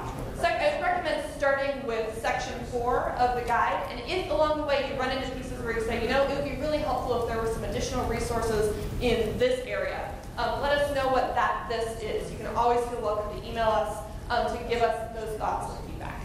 Are there any pieces that anybody would like to share with the room? Okay. Then I'll also share the other piece that I'm very excited about. And that is a new opportunity for us to begin thinking about where early childhood is going in the state of Kansas. We referenced the idea of saying, okay, we need a comprehensive birth to 5 vision in the state, right? We probably need sports that start a little bit before birth. And we need to be thinking about what we can do to make sure that Kansas kids are ready once they walk into a kindergarten classroom. We know that many of those programs live outside of the Kansas State Department of Education. And we know that many of those things happen in our communities, in the healthcare sector, in terms of economic supports. We know that this is a really broad effort, and that if we're going to be successful, that we need something that's comprehensive, that's done in partnership. And this is something that I know many of you in your communities are very familiar with. You understand that if you're running a preschool program in your community, that's something that really requires a lot of partnership with the medical providers and with the community-based child care and with a number of actors, parents and families. And so, we're very pleased that the federal government has given states the opportunity to apply for something called the Preschool Development Grants Birth to 5. This is something that was announced about a month ago, and it's due on November 6th, which is pretty soon. They're going to be awarding these grants to 40 states, and we as a state get a bonus of 10 extra points because we haven't received Race to the Top or preschool development grant funding before. We're pretty excited about that. And we're pretty excited about the opportunity to build the kind of statewide needs assessment of early childhood that we would need to paint a picture of where our state needs to go. We're also very excited about the chance to work with our partners to develop a strategic plan for early childhood in Kansas, because this is the kind of tool that we are going to be able to have lived long after the grant ends in 2019, hopefully. I'm not going to tell that. To make sure that we can have a plan to be able to really achieve the kindergarten readiness goals that we've laid out. I'm sharing this with all of you because if this kind of plan is going to be successful, it can't be something that state agencies create alone, right? This is going to have to be something that's informed by Kansans. Just as we are able to point to our Kansans Can vision and say, this is what Kansans told us, now we get the opportunity to drill down into the early childhood piece and say, what do Kansans really want for young children in this state? So we are very hopeful that we will get this grant. We'll know about this by the end of the year. We're working on it in collaboration with other state agencies. And when we do, we are going to be calling on each and every one of your communities to share your thoughts and feedback and hopes and dreams about what early childhood will mean in the state of Kansas and what you need from your early childhood system to be successful in each of your lines of work. Because that is the kind of vision and participation that we're going to need to make sure that this kind of plan can really inform the ambitious goals that we have ahead. So with that, know that you can always feel very welcome to contact me or my team. We are thrilled to have the opportunity to work with all of you, and I will turn this over to the KSDE group to talk about what's next.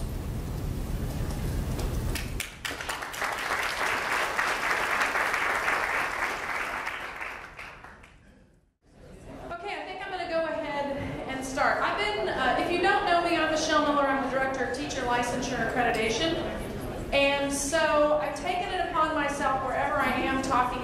accreditation to take just 3 to 5 minutes or so to give you a couple of licensure reminders, because since I've held this position full-time July 1st, I have a whole new world to see how licensure works from the State Department. So there are just some really broad things that I can do to help my office and that might also help you. First of all, I would ask you, raise your hand if you know the exact date your license expires. Okay, most of us have our hand up. If you don't know that date, I would suggest you go find out that date. Set a reminder on the personal device that you carry with you every day, 6 months ahead of time to start the process. If you do that, these are the words of Steve Carlin, Superintendent in Garden City, your relicensing process will be a dream. Okay? If you do it 6 months ahead of time, you're going to be golden. If you have candidates at home and you go ask them that very same question and they look at you, especially our teachers, because let me tell you, those folks are busy. They are busy, busy, busy, and sometimes our PD systems, My Learning Plan, Greenbush, whatever, sometimes those reminders don't get to them and aren't on their radar, because it is inevitable. 3 to 5 times a week, I take a call from a candidate who says, my license expires tomorrow, and I go, oh. Wow, so we need to work with you right now, don't we? Or it expired and no one said anything to me. Uh-oh. So when that happens to you or to one of those candidates, that means you have to re-fingerprint. You got to start all over with KDI and FBI. And so I would sit in a district I had been in previously and say, golly, what's the deal with KSDE? My fingerprints, whatever, how come KSDE? That's not KSDE, that's KDI and FBI. I can't control that. Wish that I could, but I can't. So I'm just encouraging people to get that date in your mind 6 months ahead of time and start the process. Most of it, about 75% of it, can all be done online.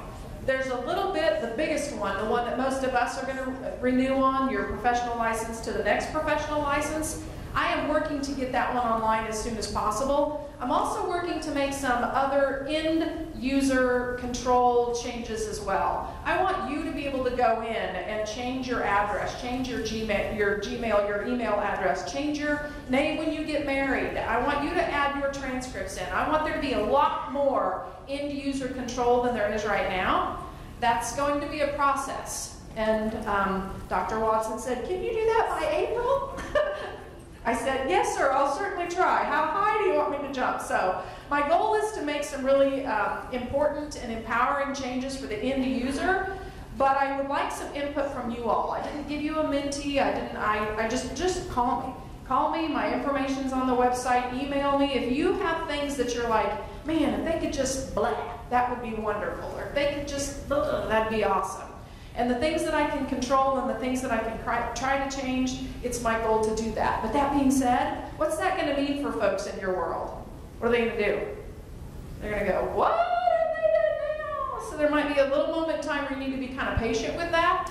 So just know that the end result is to make that smoother, smarter, quicker, faster, whatever. So, because I think there are a lot of things we can do. We just need to pull the trigger and do those things. All right? Anything just right now you're thinking, dang, it's Michelle. I need to tell her she needs to do this to make licensure wonderful. Good, all right. Then everything will be easy. All right? Jeanette's going to chat with you on accreditation updates, and stay in touch with us if you have other thoughts on licensure. Michelle, don't think because they didn't ask you questions now that you're not going to get bombarded later. Be careful what you ask for is what it's called. If you don't know me, I'm Jeanette Novo, and I am the Assistant Director for Accreditation at the Teacher Licensure and Accreditation team. And I'm going to provide you with some updates around KESA. We have, this information might be some things that you have already heard because we did a hot lunch topic on it, and we sent out information in the DSL Division Leadership newsletter as well. But I wanted to make sure that just in case you did not have an opportunity, that we provided this for you as well. So I want to start off with our staff and our contact. As you know, Michelle Miller, you just saw her. She's our director. Feel free to give her all the calls. I'm Jeanette Novo. Bill Bagshaw, most of you know Bill. He's been with accreditation for a very long time. David Barnes is our new addition. David, raise your hand. If you think you might have heard that name before, it's because David did work at the State Department before. He was one of our math and science consultant on the Career Standards and Assessment team before. And then Lynn Bechtel is also part of this group, but she also handles professional development. So this is your KSDE team. Got a little clicker going. Okay. KSDE changes. Last year, when we had the visits, there was a lot of confusion about who needs to fill out this work, the OBT workbook. Does the system have to complete anything? Sometimes your chair would send you information and you filled it out as a system, or you didn't fill anything in the system, for the chair before the visit, although you did the initial report. So there was a lot of confusion. Who fills out what, when do things need to be completed and stuff. So we have tried to change that a bit so that now what we will have is the questions in a more specific, more aligned to what the system's needs are. Those will be placed on our KSDE application for systems to complete. So I know that in the past I said you do your initial report and then you don't have to do anything else until the 5th year when you do your final report. Sorry. What we found out was chairs didn't have enough information when they went in, so sometimes it took longer for the visit. So what we're asking systems to do is to complete a system yearly update is what we're calling it. And I will be able to show you where you can see that in a minute. The questions on there, like I said, are not new. They're questions that sometimes come out from that OBT workbook, but we have adjusted them a bit. One of the things that we're trying to do with these yearly system updates is also trying to move into the alignment with redesign. Okay, so we're trying to shorten some of the questions and making sure that those questions that the system is answering takes into account some of those redesign pieces that are happening within the schools if you're a Mercury, a Gemini 1, or a Gemini 2. The chair annual summary report, that was already in there. As you know, the chair would fill out not only the OBT workbook and then had to upload it and everything. They won't need to do that because now the system is going to do that right in the application. But they still have the annual summary report. And that annual summary report, we have aligned those not only to what the system is completing, but we also have aligned those questions to what the ARC is completing. We just had a meeting with our Accreditation Review Council, and they gave us some good suggestions because they were looking at some reports and kind of digging through them saying, I don't know, where is it in the report, And as you know, in year 4 and 5, they're going to be reviewing quite a few systems for accreditation. So how do we streamline the process for them? So we align these pieces so that it'll be easier also for the Accreditation Review Council when they come to review to look at the information. Okay. We just finished updating those. We will try to put them also on the website prior to having them on the application, because the application will not be ready until about the end of November. So in 2018-19, any questions about that? In this year, we had systems that just got accredited.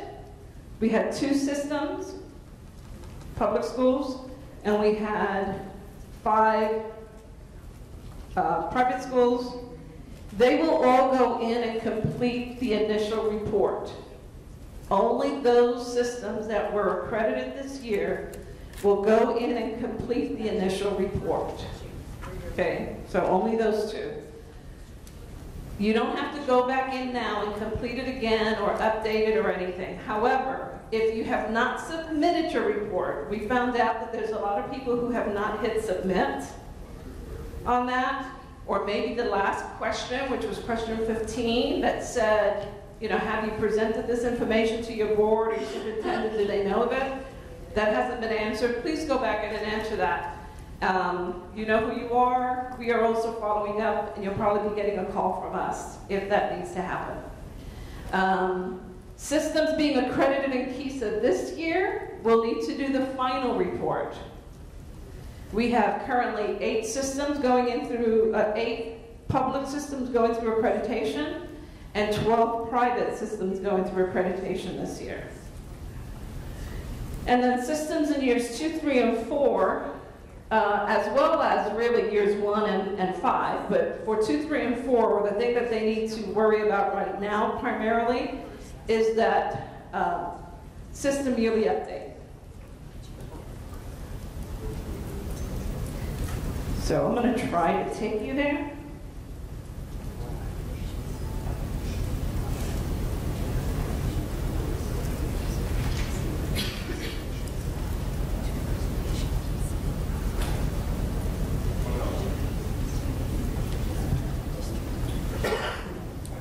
It looks like it's doing it.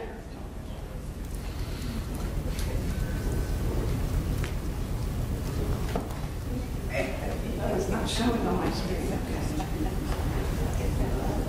So, because we don't have that currently in the KESA application, and like I said, it will be available by the end of November for sure.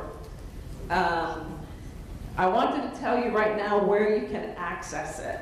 So if you go into our KSDE website and you click on the side of it where it says,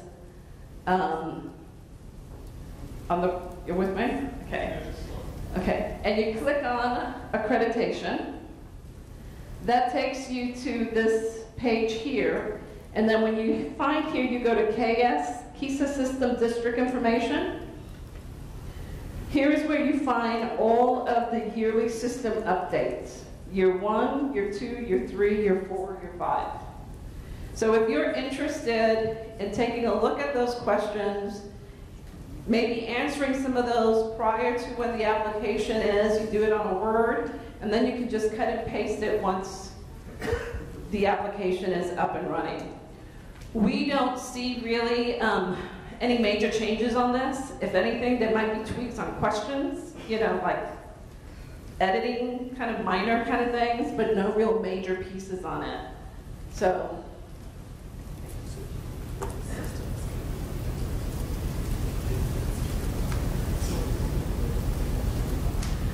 So I just want to go through what do the systems need to do kind of this year right now. You have an on-site visit that has to occur sometime in the spring, at least for this year, sometime after you really complete that yearly update. That's when you need to do that because your chair needs that information. So contact your on-site visiting team chair and the team members and begin discussing when do you think you want to have that visit based on your calendars and things like that. Also then complete that system yearly update, which I said won't be really available to you until November, the end of November, but you have the drafts. And then share that system yearly update with your chair. Now remember, you don't need to really email it to them. It's more about telling them, hey, I have finished the system yearly update, because then they can go in and they'll access it from there.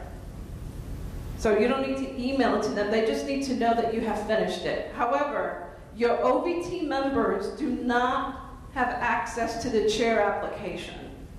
So be sure then to email those to your team members, okay? Or speak to the chair. Are you gonna send it to them or do you want us to send it, okay? Either way.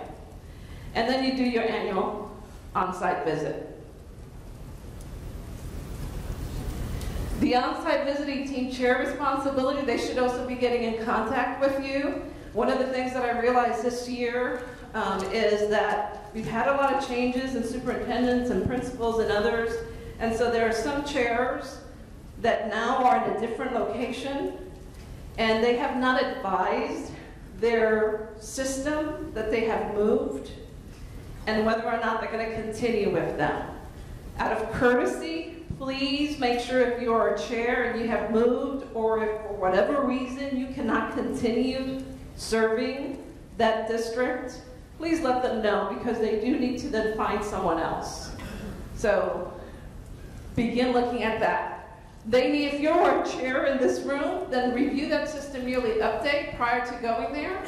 Discuss that information with your OBT members, whether you do that before or you do it during the visit, and you allow yourself some time to have a brief discussion with that team. That'll be fine, but make sure that you're all on the same page with that. Collaborate then with the OBT members in writing the chair annual summary report, and make sure that that report is finished. Try to make sure anyway that that report is finished by the time you leave that building. Or that at least you have it pretty much done, that all you have to do is minor edits or whatever.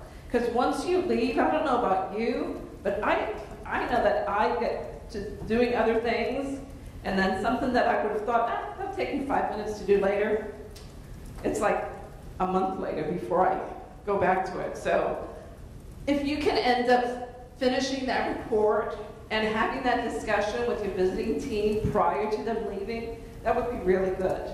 That would be really good. So try to do that. Just some general information.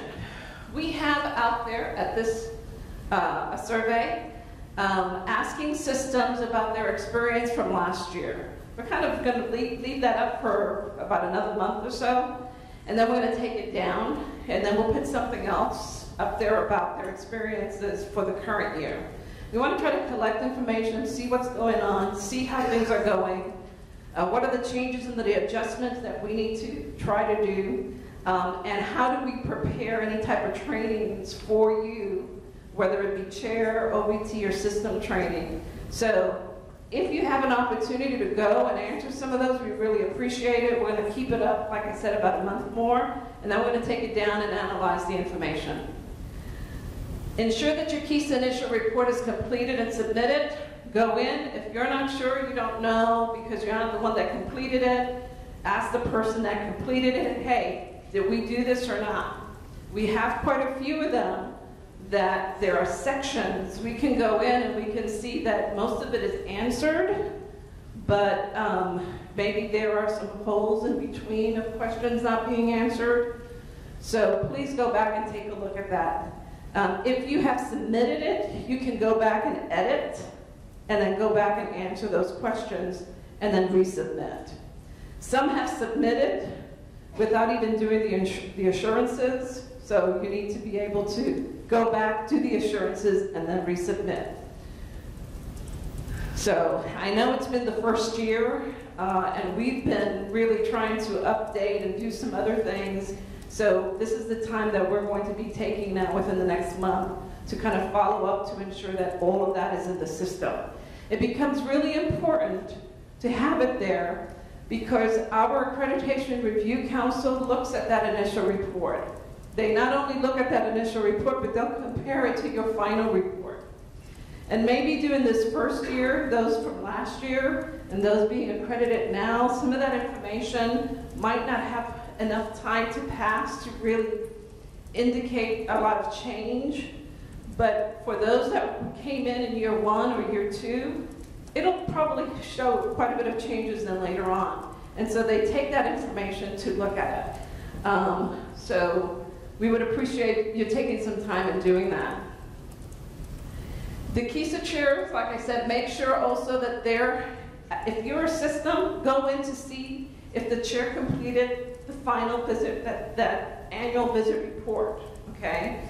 If you're a chair, go back and take a look if you completed that report and you have it in and it's all done. Again, those summary reports from the chairs are things that our Accreditation Review Council will be looking at. It is what they see that long trend, I guess, of information, if you will, to make some decisions about what kind of accreditation status they're doing.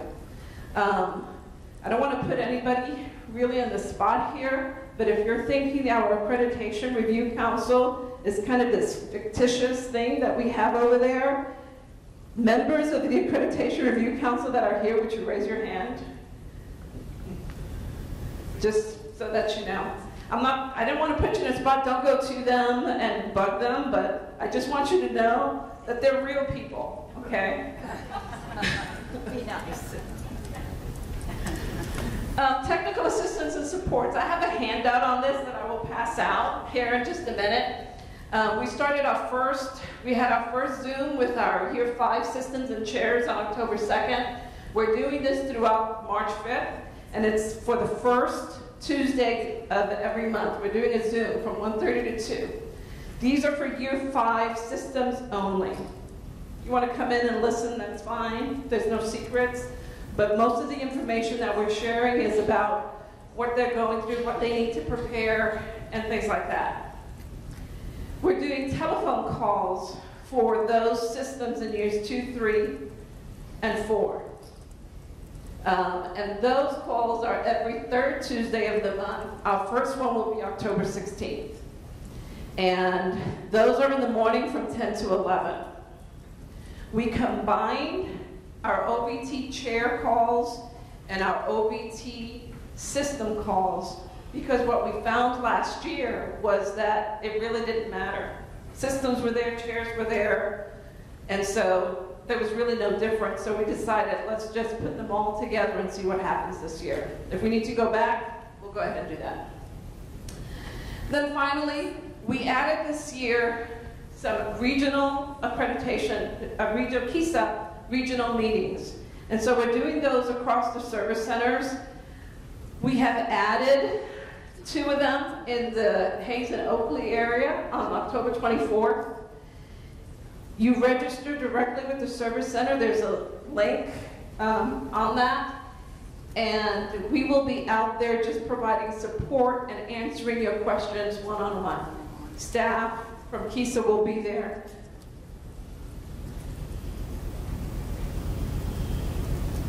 We have our chair and outside visitation team trainings rolling out end of November, beginning of December. It is a revised version, so if you are already an OBT member, you really don't need to go through it again, but if you want kind of a refresher, then absolutely go in. What we're trying to include in this is everything that we learned from the surveys that you so graciously answered for us early on last year. And so we're trying to update those in that fashion. The chair training is going to be primarily some logistical information. Chair training last year didn't contain any logistics or how to work with your team or, just the nuts and bolts. So we're going to try to add that just logistical piece in there so that chairs can feel fairly comfortable, how to write their reports, what the expectations are, things like that. So that's what our chair training is going to be. And our chair training, we decided just recently that KSDE staff will be doing those chair trainings versus the service centers at this point. We're still leaving the facilitation piece to Kelly so that they can offer it, because I think it is something that chairs really do need, and even OBT members need. In my view, it just came a little bit earlier than what was needed. But we're still having it at this point. Accreditation Review Council, just want to mention them again. They're charged with doing a recommendation to the state board on the accreditation status. They will meet a minimum of 5 times during this school year to review documents, decide on some accreditation visit, and continue on. This last meeting, they had a meeting on September 19th. They reviewed their bylaws at that point in time. They talked about chair reports and expectation, and they did some refinement on the accreditation criteria. And so those were the main key points that they worked on. Their next meeting is November 28th. And we'll keep you posted at least with some of those key talking points that we had. The Accreditation Review Council also met in September. They will also be meeting at least 5 times a year. This last meeting, the focus was, again, kind of talking about the changes of the KISA application and the updates of what was going on. But more importantly, and I think the most exciting piece, is that second bullet, which is the alignment of the KISA rubric with the school redesign principles. So the KSDE rubric, the way you have it right now, the 4 R's, right? We're looking at those 4 R's in relationship to the redesigned principles. And what that group did this first time around was really look at the first principle with rigor. What does that mean? What kind of definition does that have? So they were defining all of those blocks, if you will. And then as we meet in all the other sessions, we'll take each block, and then from that block, they will develop a rubric based on that. We needed to revise our KSDE rubric for a couple of reasons. Well, for one reason in particular. We did have, if you looked at it, we did have a lot of compliance pieces in there, which really should not be, because we look at compliance separately. So we wanted to pull those pieces out of it, okay? And so we wanted to make it really more evidence-based. That's what we say it is. And so that's kind of what we wanted to do. And so we found that with the redesign project, this was a good opportunity to bring all of that together. The next meeting is November 5th in Wichita. And we'll provide you some updates with that. Wanted to just, once again, put who our contacts are. And if you have any questions, do you have any statement? Oh, yeah, we have nominations for the advisory council. We're missing a parent position and a higher ed position on the accreditation advisory council. And the nominations close a week from today? Okay. So if you have a parent that's very involved in your community that you think it has the time to really participate 5 times a year, we pay actually for the travel. So we would love to have them. It's one of the most difficult ones to really find a true parent. I mean, I know we all are parents, but we're looking for maybe a parent that has children in the school that still understands education, but is not really embedded in education, if you will. Yes?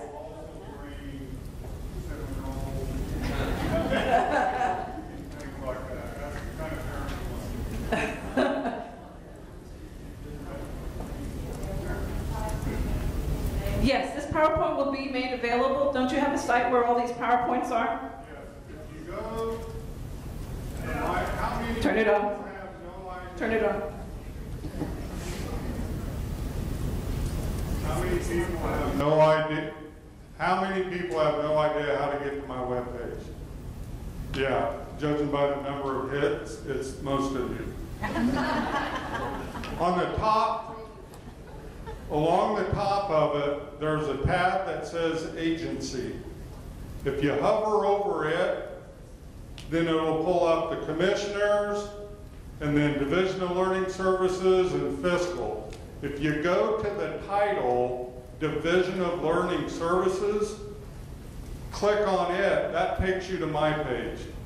Otherwise, it doesn't say Deputy Commissioner, it doesn't say, so go to the heading, Division Learning Services. Once you get to my website, you'll find a link to Curriculum Leaders. That's where you'll find the videos, all the PowerPoints are posted on there. So every PowerPoint we had today, plus I'll throw this in for free at no charge. I post a lot of my PowerPoints when I go out to schools, when I talk to, conferences. I post PowerPoints on there so you can rob any slide out of it or anything that you want, but all of those PowerPoints are on my webpage. But you got to go to the title, Division Learning Services, click on that title. Okay, I think we'll regroup, and the plan would be to go through just my brief part of the presentation before lunch on ACT and a standards update for you, and then we'll get to each of the specific content areas after lunch. So I want to start this session by just, my name is Beth Foltz, and I'm an Assistant Director on the Career Standards and Assessment Services team. Most of you probably know me from all the emails that go out on state assessments, and I also work on post-secondary education, and I have the privilege on working with ACT this year to get that up and running for all of our schools. Before we start, I want to introduce all of the CSAS team that's here today. We usually try to get as many people that are available to come to network with you, to answer any specific questions you have about curriculum and instruction. That's what the content staff are here for, and so see them over lunch, and then some of them will be giving some highlights of their work. So if you're on the CSAS team, would you stand up? And I just want to recognize you. We have some new staff. So I'm going to start up here at the front. This is Sarah Perryman. She's going to be speaking to you after lunch. She's our new English Language Arts consultant. She started this summer, fresh out of the classroom. We have Lizette Burke, so you all know her. She is our science consultant. Cindy Hadeke. We're very excited. We were able to create a new position for elementary education, and she's heading up the elementary education. Move over to Dawn Gifford, our History, Government, Social Studies consultant, also works with civic engagement.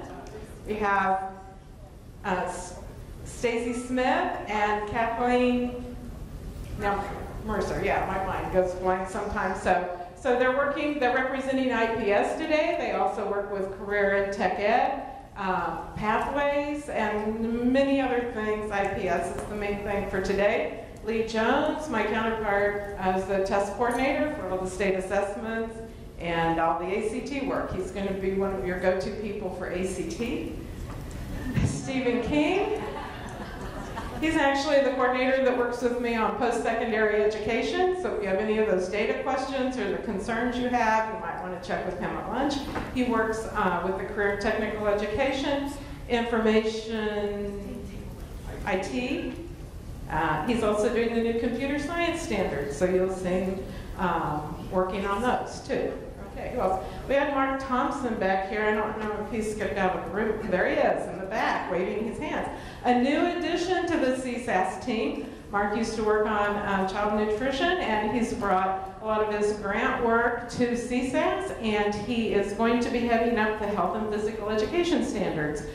So that's very exciting that a long time ago they were with the standards team, now they're back with the standards team. So that's a very positive thing. He also co-chairs the annual conference, and he probably will have some information to share with you about that possibly. So did I miss anyone else on CSAS to recognize?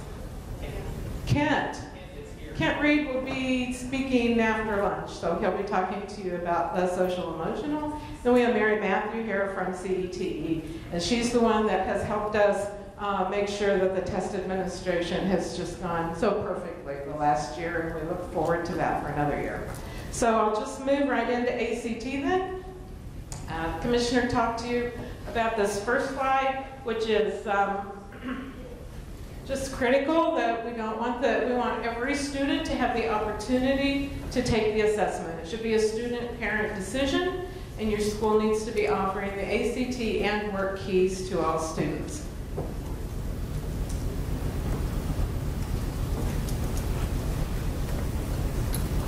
So this is probably one of the more controversial things, the statewide testing date. So when we couldn't really do anything until we were able to get a contract in place with ACT. So we had to wait for the state budget to be signed by the governor and the funds appropriated. We put a contract together very quickly for this next school year. For statewide assessment administration of ACT has very limited date choices. So as a state, we had two choices for the first administration. One was the February date, and the other was the March date. Now, as a state, someone responsible for testing in the whole state, I couldn't, in good conscience, pick a date in the middle of March, knowing that half of you would be on spring break. I apologize, but that's the choice. We had two dates to choose from, so we went with the February date. I understand that your calendars were already set, there is a makeup date. If your students are absent, if they are going to the HOSA conference or the BPA conference or wrestling or the music festival or numerous other things, you have the option of testing the kids on the makeup day. That is something you have to work out with ACT. Lee and I cannot manage the registration for your makeup for you. Okay, so ACT understands, they've been around the state the last 3 days, they know many of you have problems and they're willing to work with you, but you have to call ACT. So how you manage the registration for that and get all the paper to your building for the makeup date, that's going to be between you and ACT. We can't middleman that. It would create too many problems. So I apologize, but that's just, a lot of you have worked with ACT. You know, ACT has, it's a standardized test, and you have to follow all the rules for the standardized score to be valid. And the one thing we don't want to happen is have your students take the test, have someone call in to the ACT hotline and say, I think something wasn't right here at this school, and have them not count your students' scores. So we don't want that. We want to do everything the way it's supposed to be done, so work with ACT to make sure it's accurate. Work keys is on the second day, on February 21st. Again, there's a makeup day for that too. You do have the choice of administering the tests online. Okay, so one option is to register all your kids, order the paper, give the kids that are going to the state wrestling tournament, or the district, whatever is going on with wrestling that day, the option to take it online, right? And then you don't have to, then you still have the makeup day if they're not there for that. So you don't have, it's not all or nothing. You can do some paper for everyone that's there. You can do some online. If you have your computer set up for the 5 or 6 kids that might need to test, you have your makeup day. So we really believe we can make it work. You're just going to have to be creative and think about all the ways that you can make it happen. So, like I said, ACT has been in the state. They were at Hayes, Wichita, and Lawrence, so I hope a lot of you were able to go and visit with them, listen to their presentation. The PowerPoint and the presentation itself will be recorded when they get back to Iowa City, and it will be posted on the website, on the Kansas page when you go there. So any of you that missed it, you can go and watch that presentation as you need to. And all the other training materials are on the website for ACT too. They will be at the annual conference, so this is my plug for annual conference. ACT will be there. We have a CAC group that's been working diligently over the summer on assessment literacy. They're going to have a presentation, plus there are several other presentations for the assessment strand. So if you're interested in assessments, you know we don't have that pre-conference day for assessments anymore, but we have a strand during the conference itself, so you'll be able to get all the assessment information you need. And I would encourage you to attend this ACT session if you weren't able to make the trainings, to attend the assessment literacy session. And ACT will also have a booth in our exhibit area that you can stop by and ask them any questions that you have. So we're trying to make them accessible and available to you. So the first date that you need to know for ACT is November 5th, okay? So what we've said is that because the state's paying for this, it's a large amount of money. And Mr. Dennis doesn't really talk about the money side of the agency when he comes. He always talks to you about the public side of the money that you get to manage. But believe me, he manages our money very close. And we want to pay for every student to take the test, but we don't want to pay for too many students or the wrong students, or we need to be able to have that check and balance on ACT, that we know that if ACT says someone's sitting for the test, that we're paying for the right kids. We're going to manage that through the test record. And so you need to upload your kids into Kids a TEST record for ACT and work keys, okay? We will do that first data transfer of the kids that are registered with TEST to ACT prior to November 5th when the site opens. And then you'll go in and you need to, this is important, every building test coordinator for ACT has to go into the website sometime after November 5th, indicate that yes, you're going to give the assessment, yes, you want to do paper pencil, or yes, you want to do online. You can say all of those, answer their questions, make sure your contact information is right, because the one thing we've learned is that we're very good at having district test coordinators. We weren't so good at getting building test coordinators. So we're working on that database, but some of the names might not be right for building test coordinators.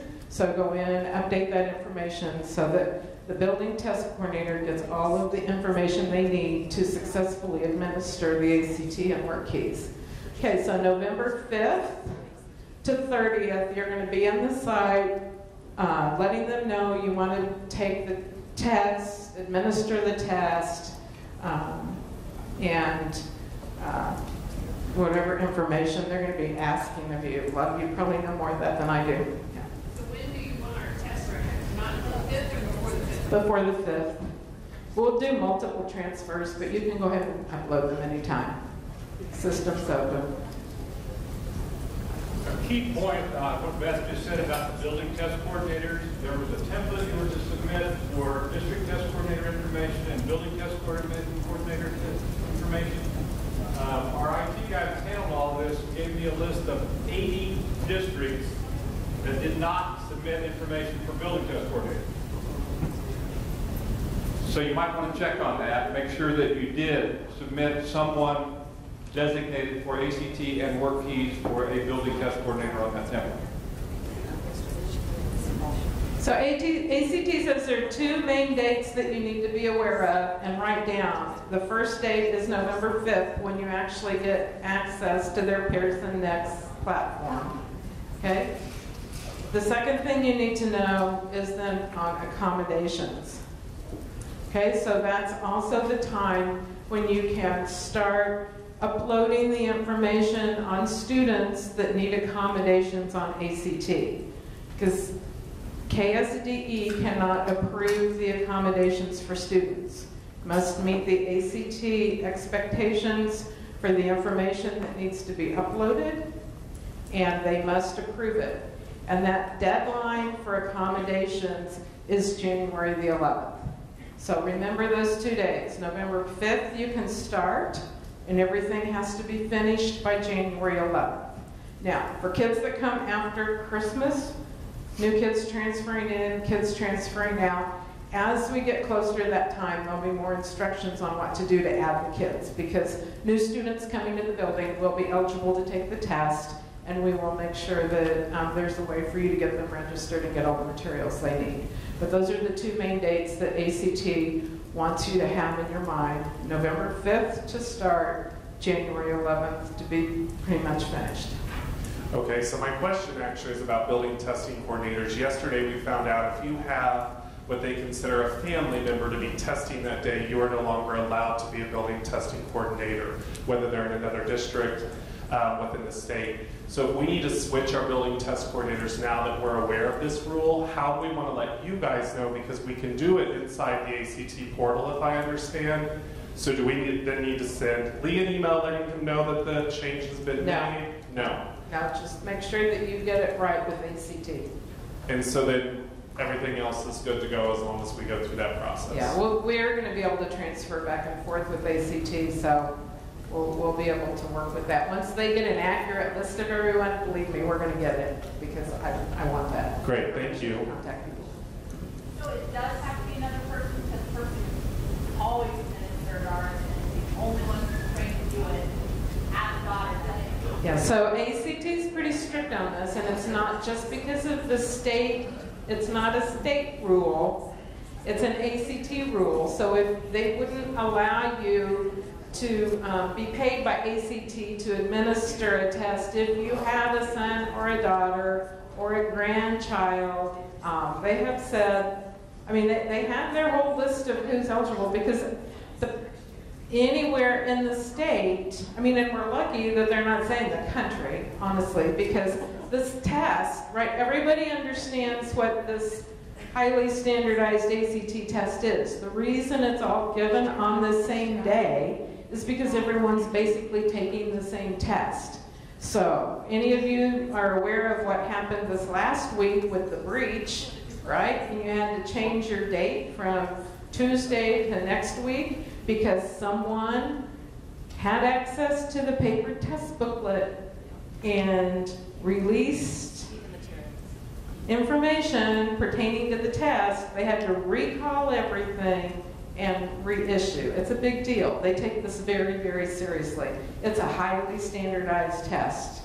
And everything has to be done according to what they say for the scores to be valid. And that includes district level. You cannot be involved if you're a district level test. The district test coordinator, if you have a junior this year that you're planning to have to, so you have choices, right? Yep. So if there's a possibility, I mean, we want everyone to have access to this test, but if the choice is you need the building or district test coordinator's job is more important, you can sign the student up to take the test another time. You'll just have to pay for it, the state won't.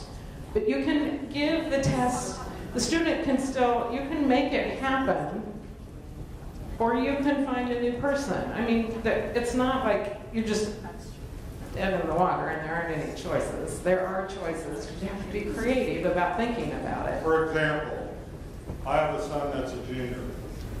I can't be the test coordinator anywhere in the state. But I could have the option of saying, hey, you know what, I'm just going to pay for my son, which he's going to take it this fall anyway. I might just not sign my son up to take it for free because I don't want to jeopardize. ACT yesterday told us you could not do that because your child should be required to be allowed. So you may want to clarify that because the question came up yesterday in the training and they directly told the individual you cannot deny your child the right to take that. Well, so you may want that's right, you can't, that's what I say. But if you're the parent choice, because my son is not required to take it. So if I choose not, I agree with you, but that's not what she said yesterday. Okay, So we'll follow up. I'll follow up on it, but it's a choice. I mean, we're only paying for the students to take the test. If you don't register that student to take the test, we're not going to. You have a choice to do something. So as far as communicating with parents and the recommendation of using and just send something home and ask them if they are planning to take it or you're just uploading everybody. I mean, I guess I'm confused about that. So I want to offer it to everybody, but some kids may say, I have 4 parents, I say I don't want to take it or I don't want to. Right, that's your responsibility to know that, to figure that out. Yeah, yeah, it is. I'm almost done with this piece. Oh, that's the end of my ACT slide. So how's that? That's very convenient for lunch. So if you have other ACT questions, Lee and I are around. Ken's here. We'll answer your ACT questions over lunch, and then we pick up. We'll start with the standards. There is really no easy way to do this other than as soon as I hit the mic, the line is free. Drinks over here. Go down a little bit in the room, so hopefully that means you're finishing eating. Just a couple more things I wanted to say about work keys and the interim assessments, and then we'll move into the standards part of this. So work keys, everyone knows that there are 3 parts to the work keys assessment: applied math, graphic literacy, and workplace documents. Okay, the student takes all 3 parts to the test. And then based on the scores that are awarded on the assessment, then they're eligible for certificates. I think this is an awesome opportunity for students, even if they know won't be going into the workplace immediately and they're going on to school. This is a great thing for them to have, is the certificate, the National Certificate on Work Keys. So they award If a student gets a 3 on all 3 assessments, they get a bronze certificate. If they get a 6, which I understand is extremely rigorous, if they get a 6 on all 3 of the assessments, they get a platinum certificate. Now, we have a group in Kansas that's working with Department of Labor, Department of Commerce, and Department of Education, have all joined together, and they're doing it's a workforce ready committee. And actually, with Commerce and Labor, they're working with industry to get industry to recognize that students have the certificate, that it gives them a leg up on the application process, the interview process. It might even give them a little extra money when they are employed. This is a very active group. It's Diane DeBacker, our former commissioner, is working on this project, and she's very aggressively seeking industry to sign up and promote this. So can't stress to you enough the importance of letting all your students have that opportunity to take the Work Keys assessment. Now, the other thing we're able to provide for you, Brad's been able to work with ACT and negotiate a reduced price. If you want, ACT has courses that go along with these 3 assessments. Should your building want to participate with the courses that go along with it, there's a state price that you're eligible to get. And Kim Rasmussen, many of you know her, she came to Curriculum Leaders for years. She's working with ACT now, and she would be glad to work with you and get that set up if you're interested in the course side of the Work Keys. For both ACT and Work Keys, there are free resources. You don't have to buy these courses for Work Keys to be able to get access to the resources that are available. And the other thing that ACT has asked me to share with you, and I'm sure they'll be sharing at the conference, is that they really recommend, before, it's just like with the state assessment, folks, if you want something that predicts how well you're going to do on the state assessment, look at our interims. If you want something that predicts how well kids are going to do on the ACT, look at the ACT resources first. See what's available for free, see what the reduced price is that you're eligible for before you go out and buy a lot of test prep material that may or may not be aligned with what they're doing. I mean, salesmen are really good, but you need to be aware of, what your goals are and what you want to provide to your students. So that's my spiel on Work Keys. If you have other questions, we'll be glad to answer them for you. Work Keys has been around a long time in the career and technical education and the pathways, and so we have several staff that will be able to answer a lot of your questions on that. It's kind of new to Leonardo, but we're learning. The other thing I wanted to point out to you is the interim assessments. So remember, for interim assessments, we have 2 types of interims. We have the ones where you can go in and identify the standard that you want to measure and have the little mini tests there that you can give on the standards. And then we also have interim predictives that predict to the summatives. That first window for interim predictives opens on Monday. So if you're interested where your students are right now, how they're doing, what work you need to do over the rest of the year, get in the window and give the interim predictive test. Now, one thing, there are a couple caveats, because the standards changed last year. We're working on getting the assessments better aligned to the standards. So 10th grade math, there is no interim predictive this year, okay? 10th grade standards for math changed so much that we weren't able to provide you with interim assessment. So no 10th grade math. And 8th grade math will only be available the first 2 windows for interim predictives.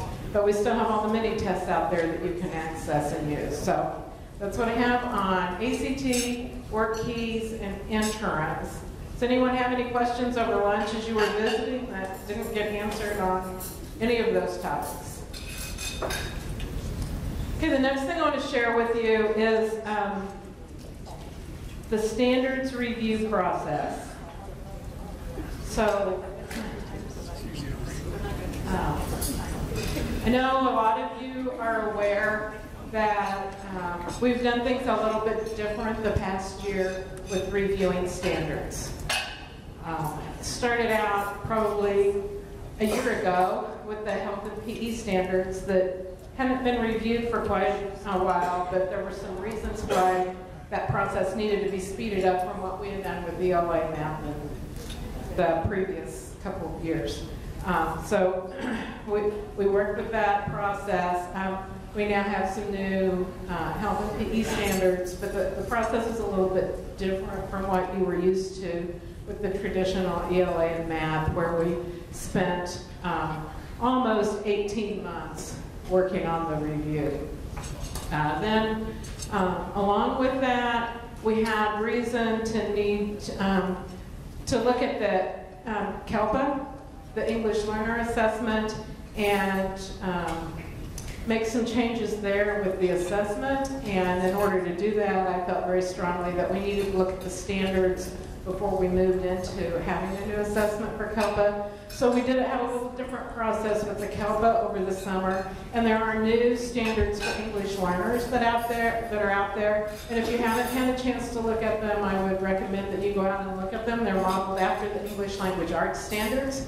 They're at the acquisition level. The committee did an awesome job of really defining the expectations of what we would want for our English learners. And then in 2020, February of 2020, we'll have a new CALPA test that will match the standards. There will be a lot of opportunities for people to participate as we develop that assessment over the next year. The other thing I'll let you know is that hopefully things haven't changed, but as of yesterday, we have hired on the CSAS team an English learner consultant. So we will have available to you someone that will be able to provide the same resources to you that all of our other content consultants do, someone that will, really work with the assessment specific to the English learners, and we're very excited to have that extra addition to the CSAS team so we can provide more resources for you. Having said all that, there's some changes in what we're going to be doing moving forward. So the law says that every 7 years that we have to review standards. And what we've done traditionally is that about the 6th year of that process, we start bringing groups of people together and we say, oh, by the way, would you like to be on the writing committee? And we get representation from the whole state to be on a writing committee. Well, who goes to a writing committee and thinks they aren't going to write? And so that's kind of my take on it. So they come in, they look at things, and we get changes. Well, if it happens particularly to be in an assessed area, and we'll just take math, for example, because we just went through math. I mean, there were some major revisions that happened with the math standards. That's good if that needed to be done. If it didn't, I mean, that's kind of where we are. Are these important changes? Are they not important changes? Are people just making changes because they've been asked to come to a committee to write? Because if you were asked to do that, that's what you'd be looking for. And then changing the assessment is very time consuming, it's very expensive. It means all of you have to realign your curriculum to the new standards. I mean, there's a lot of things that end up piling on top of a review of standards. So we're going to, obviously it's in the law, we have to review standards, but we're going to change the way we review it. We're working on a website that will be open and that you'll be able to, at any point in time, it's not limited to just that 6th year of the standards now. At any time, you'll be able to go in and provide feedback, such as district level changes to implementation that you think would be important, grade level content appropriateness, and the depth, breadth, and rigor of the standards. So as those comments come in, we will be bringing people together to review the comments. And at an appropriate time, when the comments dictate change, then we will look at change. Now, it would be our hope that we aren't changing things every 2 years so drastically that the assessment needs to be changed, but it's a possibility. But we're going to change the way we do the standards review. So the expectation that large numbers of people come together every 7 years, just because that's the way we've always done it, isn't going to happen anymore. When it's appropriate to bring people together, we'll bring people together. But a review can also be, gee, no one's made any comments about these at all. Things are going smoothly. We've reviewed the comments, and we think they're fine, right? And that can be the report to the state board. So it's a totally different way of looking at it. It's going to be a change for all of us. There'll be lots of things we have to figure out as we move through this process. We had a glimpse of how it might work with health and PE and with the EL standards over the summer. Science standards, we've been taking feedback in now for over a year. And at this point, based on the feedback, I hope I'm not speaking out of line for who was that. So at this point, based on the feedback we've received on the science standards, we're not expecting any changes to occur with those standards. Okay? That hasn't been something that's been final, it's gone to the board, so I guess if this is my push for you then, that website's still open for you to comment. If you really think there need to be some changes, you need to get out there and make your comments, because if the comments aren't coming in to dictate that we need change, then unless there's something going on in the world that would suggest otherwise, then that's kind of where we are. So that's just a brief comment on where we are with the standards process. And in our team, we're currently developing a platform to solicit those comments. And so we closed all of the math, the ELA comment forms that we had, but wanting to open one up that is continuous and that we are getting that feedback continuously as well. So that message will be coming out soon on the Curriculum Leaders listserv as soon as we get that up and running with our IT department. So anyone have any comments, concerns over the standards review process at this point and how we're making a slight adaptation to what we've done in the past? Okay, well, yes. Will there be any kind of guidance for those of us who are overseeing this in the system about the expectations of when a revision will be made? I mean, I understand and I appreciate that not every 7 years is 7 years, but when you're also trying to change curriculum and do PE and bring your teachers up to speed, it would be helpful. For a heads up? To me, anyway. Yes. Sure, of course there would be, because we can't make any changes without going through the state board.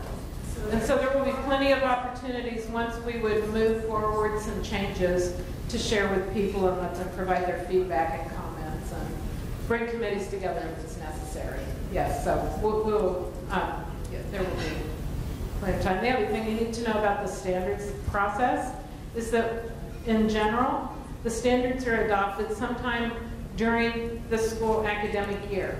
Sometimes that's September and sometimes that's March, right? But at any point during that school year when the standards are adopted, the expectation for implementation of the standards wouldn't be till the next school year.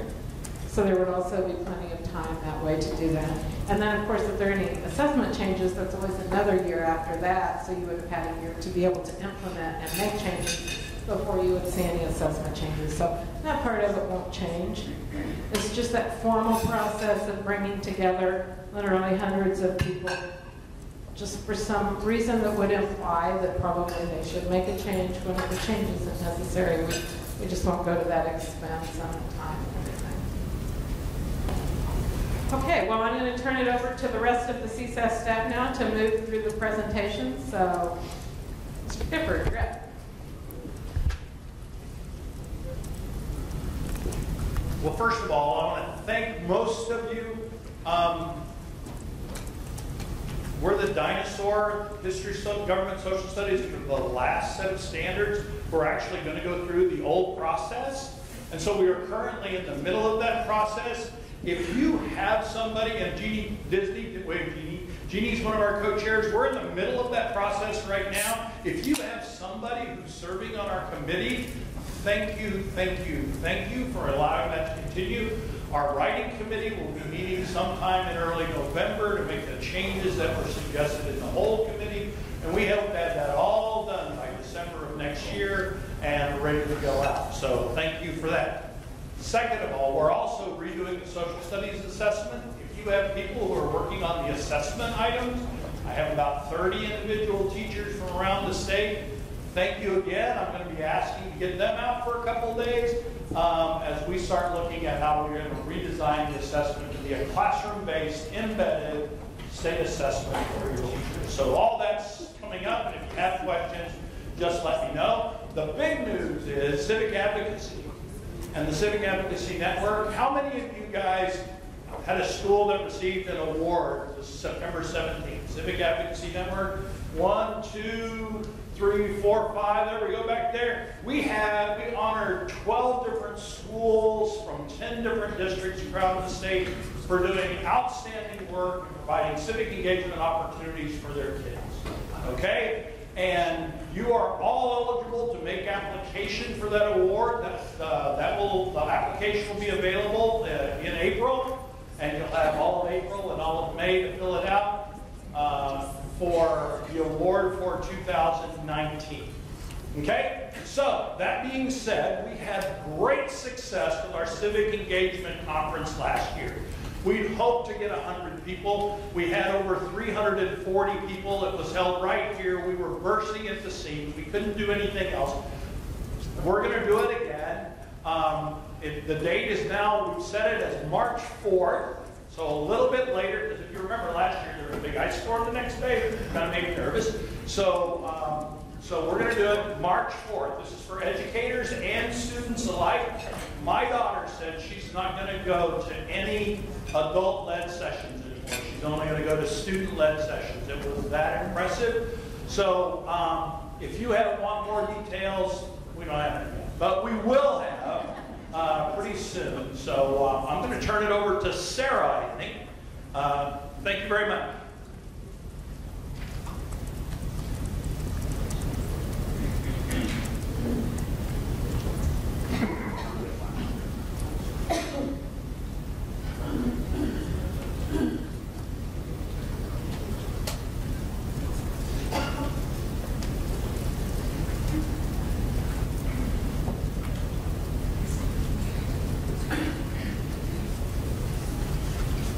All right, good afternoon. I just started with the agency in June, and the 3 goals that I established for myself when I started this position were to build positive and collaborative relationships with teachers, to create resources and professional development that could be beneficial, and then to help teachers develop their own capacities as leaders. So everything that I'm trying to do really centers around those 3 goals.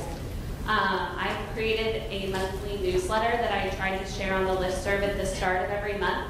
And then I also keep those on the ELA page on the website just for reference. I've had a lot of people email me, hey, my curriculum leader told me about your listserv. Can I please get that newsletter, get on that list? That's great. Thank you so much for sharing that with your teachers. But you can always access those newsletters online. If you miss something in a listserv, or if you want to direct your teachers there as opposed to sharing the newsletter via email. Over the summer, math published a curriculum adoption guide that was really helpful for math curriculum teams and leaders when it came to working through the process of adopting a new curriculum series. Melissa Fax was really generous and said I could use that document and manipulate it as much as I want. So thank you to her for letting me change that, and I just adjusted it to have an ELA foundation and focus. So if you're in the process of reviewing curriculum resources, review that curriculum adoption guide. I try to link in as many resources and links to checklists and review systems that'll help you evaluate a curriculum. I've also received some emails in the last few weeks since Banned Book Week occurred recently over policies regarding novels. The state doesn't have a list of novels that are approved or preferred, but utilizing this document over curriculum revision, even if a novel, obviously it's not a textbook, but you can still use some of those same procedures and processes and review systems to evaluate novels as well, to create that for your district if you're interested. Vertical alignments, I have to give Cindy the kudos for this one. As she came on just a week after me, one of the things that she wanted to do was create vertical alignments for elementary teachers. And so I said, well, if you're already making K through 5, we should just make the whole thing. So we went ahead and made a whole K through 12 alignment of the ELA standards. So our goal is that teachers can use that just to better support their students. Especially, I know for me, I was at the high school but I had students with IEPs, and sometimes their IEP goal was to be at the 5th grade level by the end of the year. So a lot of times at the high school level, we're not really as familiar with elementary standards and things like that. So using those vertical alignment documents to just better support teachers and their instruction and meeting the needs of all students, that was really our goal. So hopefully you can find those useful as well. One thing that I want to keep emphasizing is the literacy guide that we have. I'll be honest with you, before I started with the agency in June, I never looked over that document as a teacher, and I was a little bit sad that I never utilized it when I was teaching. I've received a lot of questions about the math flipbooks. I know those are a really popular resource for elementary teachers. Given the ELA standard, the flipbook doesn't really transfer over to ELA, but this literacy guide really meets the needs I think that teachers have when they look at those flipbooks. So the Kansas Guide to Learning Literacy takes the different domains of ELA instruction, so reading, writing, speaking, language, and then it goes through all of the different things that you would need to consider when elevating your practice. So in order to create an environment in the classroom that's rich in language, here are things that you can do. In order to promote critical thinking when it comes to writing, here are things you can do. So I kind of revamped that literacy guide to make it more user-friendly, but I would really encourage you to share that with your teachers, especially for those elementary teachers who are looking for some of that same support that they found in the flipbooks. This guide to learning literacy is very helpful. Also, over the summer, we published some text complexity guides. So in our standards, reading standard now, it used to be 10, now it's 13. It says that students are interacting with texts that are on grade level, that meet grade level complexity. So there are 2 teachers who worked really diligently to create some resources for how do you evaluate text complexity, how do you teach a text that might be complex, or how do you support a student who is reading below grade level with a grade level text. So there are some really great resources over text complexity on the website as well. We recently published parent information sheets. So those are just a quick overview of what you can expect your student to be doing in the area of language arts across the grades. So the same teachers who worked on the text complexity documents also reviewed our standards and tried to kind of create a parent-friendly version of that that you all can use to share with parents. And then lastly, one of my other goals was to create professional learning opportunities. So I'll share in a minute kind of a summary of the online courses that I'm working through this year. But anytime I give a presentation, it's not a secret. It's not meant to be for just that one special group that got to be there. So I really want anything that I do to be available to anyone. So anything that I share or use in a course, I'll always post that on the website as well under just professional development materials. So always kind of check there to see what new things I might be posting or sharing. It's just always meant to be a resource. Like I said, I started on June 4th, and then on June 12th, I went to KATE Camp. So KATE is the Kansas Association for Teachers of English. And at the KATE Camp, I just sat in on different sessions. And so the way an Ed Camp works is teachers show up, they say, these are the things we want to learn about, and then we all support each other in that learning. And so these were the topics that I saw and heard and realized that teachers are really interested in at that KATE Camp. So this year, each month, I'll host an online learning session. So it's just through Moodle, it's just an online kind of platform where I have a PowerPoint, some resources, and then I'll also facilitate some online collaborative conversations. The course opens at the beginning of the month, and once you're registered for the course, it's open for forever. So if you can't enroll in the course after the month is ended, but if you're in the course, then you always have those resources. That's what I'm saying. So these are the topics I'm going to talk about this year. I talked about text complexity in September. This month is all about standards-based grading. Assessments in November, so I'll also collaborate with Natalie at CETE to talk about assessments. So I'll kind of take the classroom assessment's been, and she'll also talk about those interims. So as Beth mentioned, the interim window opens on Monday, and it runs from the 8th to the 19th.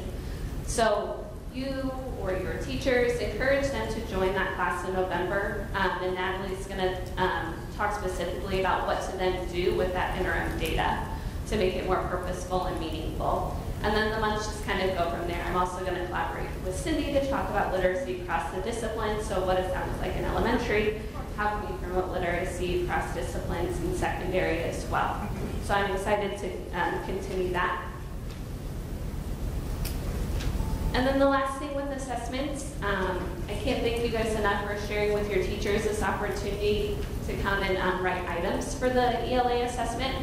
We needed 21 people, so three teachers per assessed grade to participate in item writing, and we had 74 applicants, so that was really positive.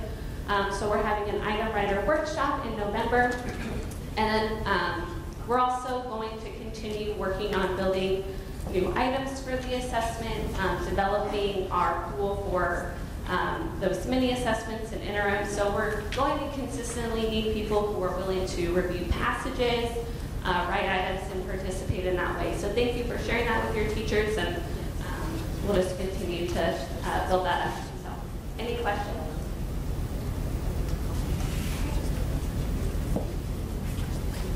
That's my contact information.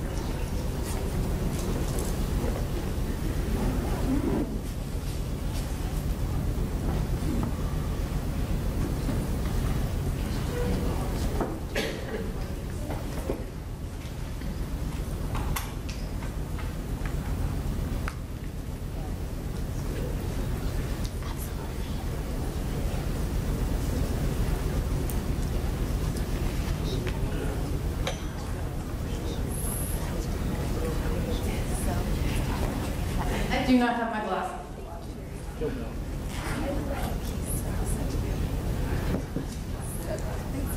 Oh, that's not me as a computer. Okay. Thank goodness.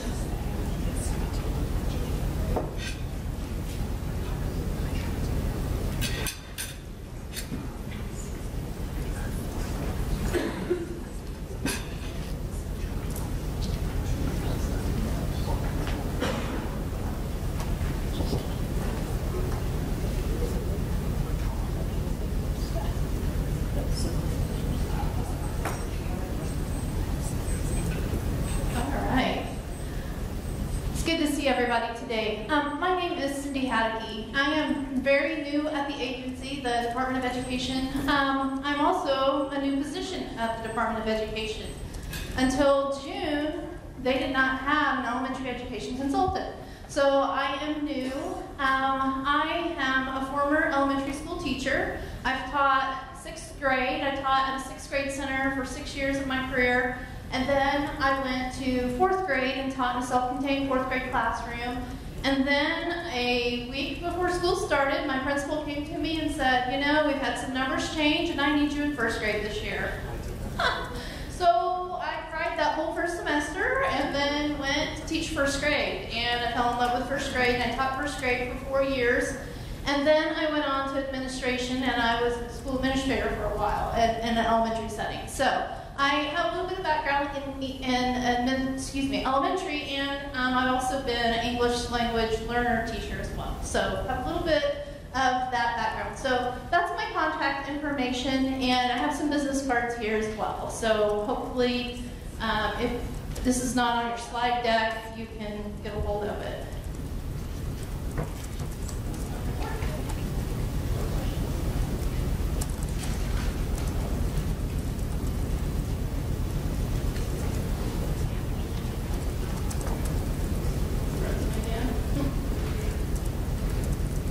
Okay.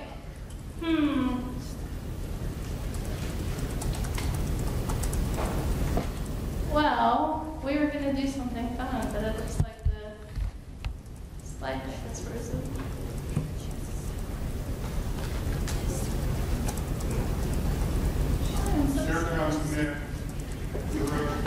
Thank you.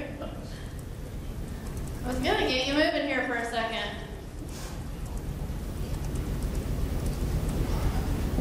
For those of you that have been around long enough, there's a small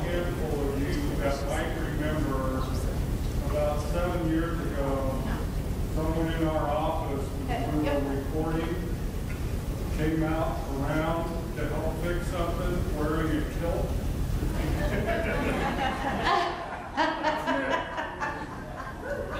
Still works here, but I don't know if he still wears the kilt. Okay. I want you to join me for a minute. I'm a former elementary teacher. Indulge me for just a minute. If my video will link. Is there sound on it? Just have to hold the microphone to the computer.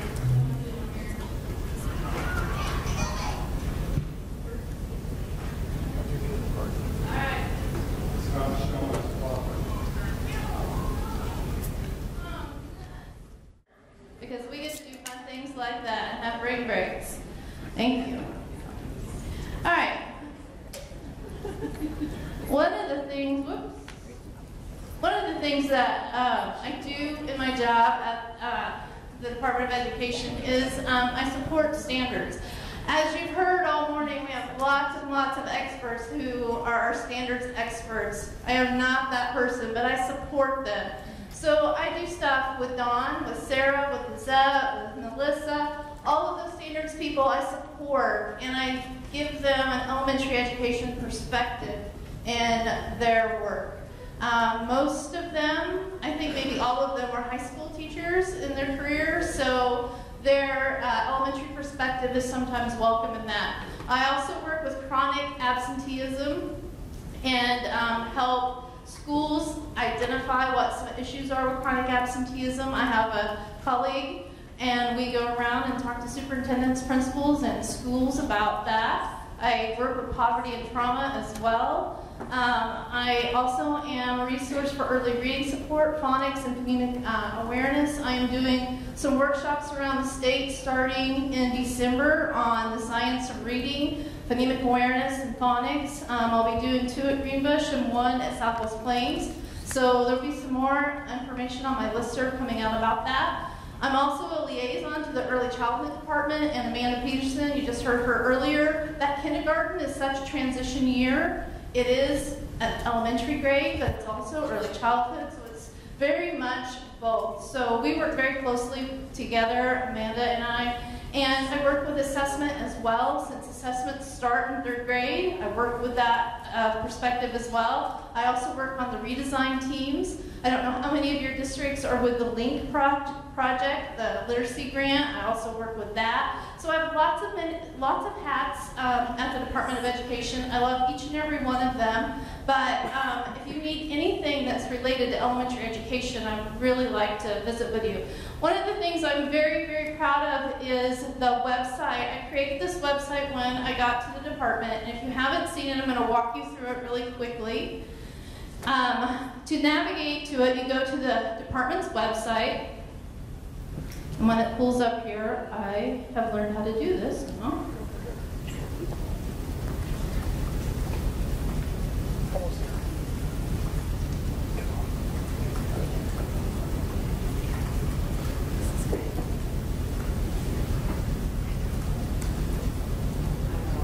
All the way over. Okay.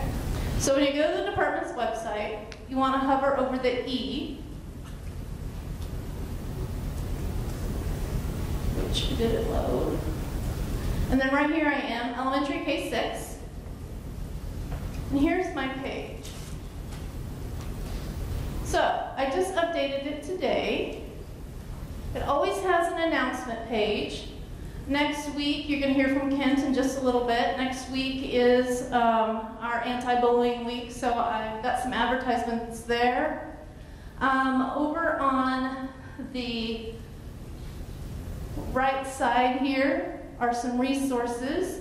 I have some classroom management resources, some lesson planning. If you want to sign up for my listserv, there's a link there. I have a link to my newsletter.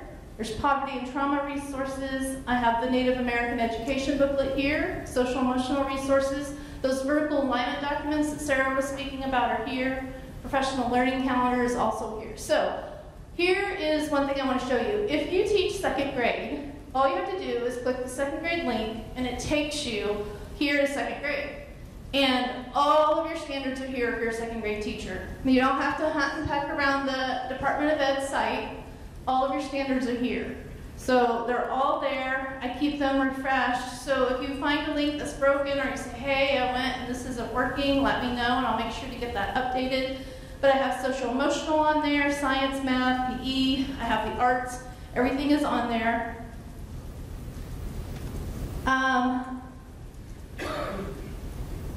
Over here on the side, I just did my monthly newsletter today. I try to keep that up to date as well.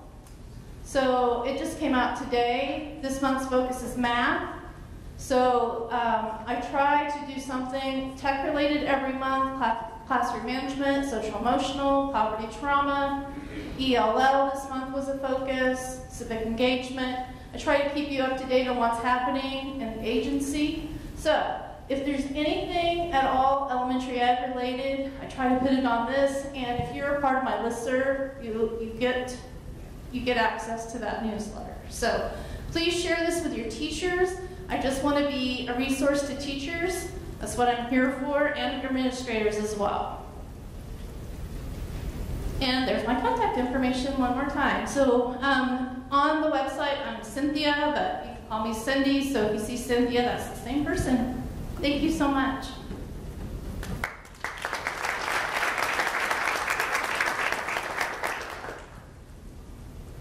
Thank you, Cynthia. A perfect segue into what we're going to do next. I'm Ken Reed. I'm the school counseling consultant, and also I serve on the social emotional team. And as I pull up my PowerPoint, I promise not to do any social emotional roller coaster videos. Okay?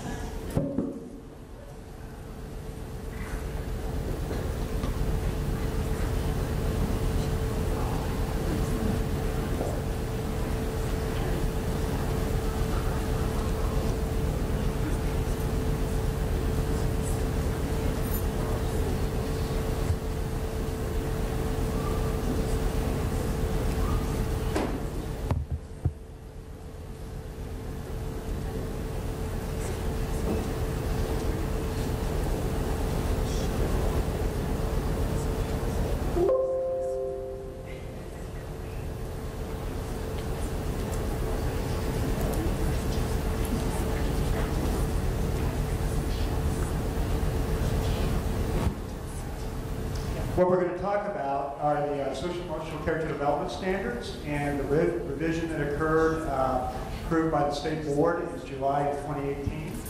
They originally were approved in 2012. We were the first state to have social emotional learning blended with character development.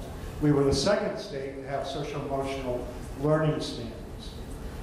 And really what I wanted to do is give you some utilities, some slides that you could use when you go back. What a great opening for this particular component of the day. When Randy did his activity with research collaborations, Kansas Can Competency Wheel, that's really one of the whys as far as why we need to have social emotional character development standards. And then obviously Randy, again, when Randy and Brad went out on the community conversations, Kansas told us these are the skill sets that they want taught in school. Now, that's not really new. PTA has been telling us this for years through their national survey.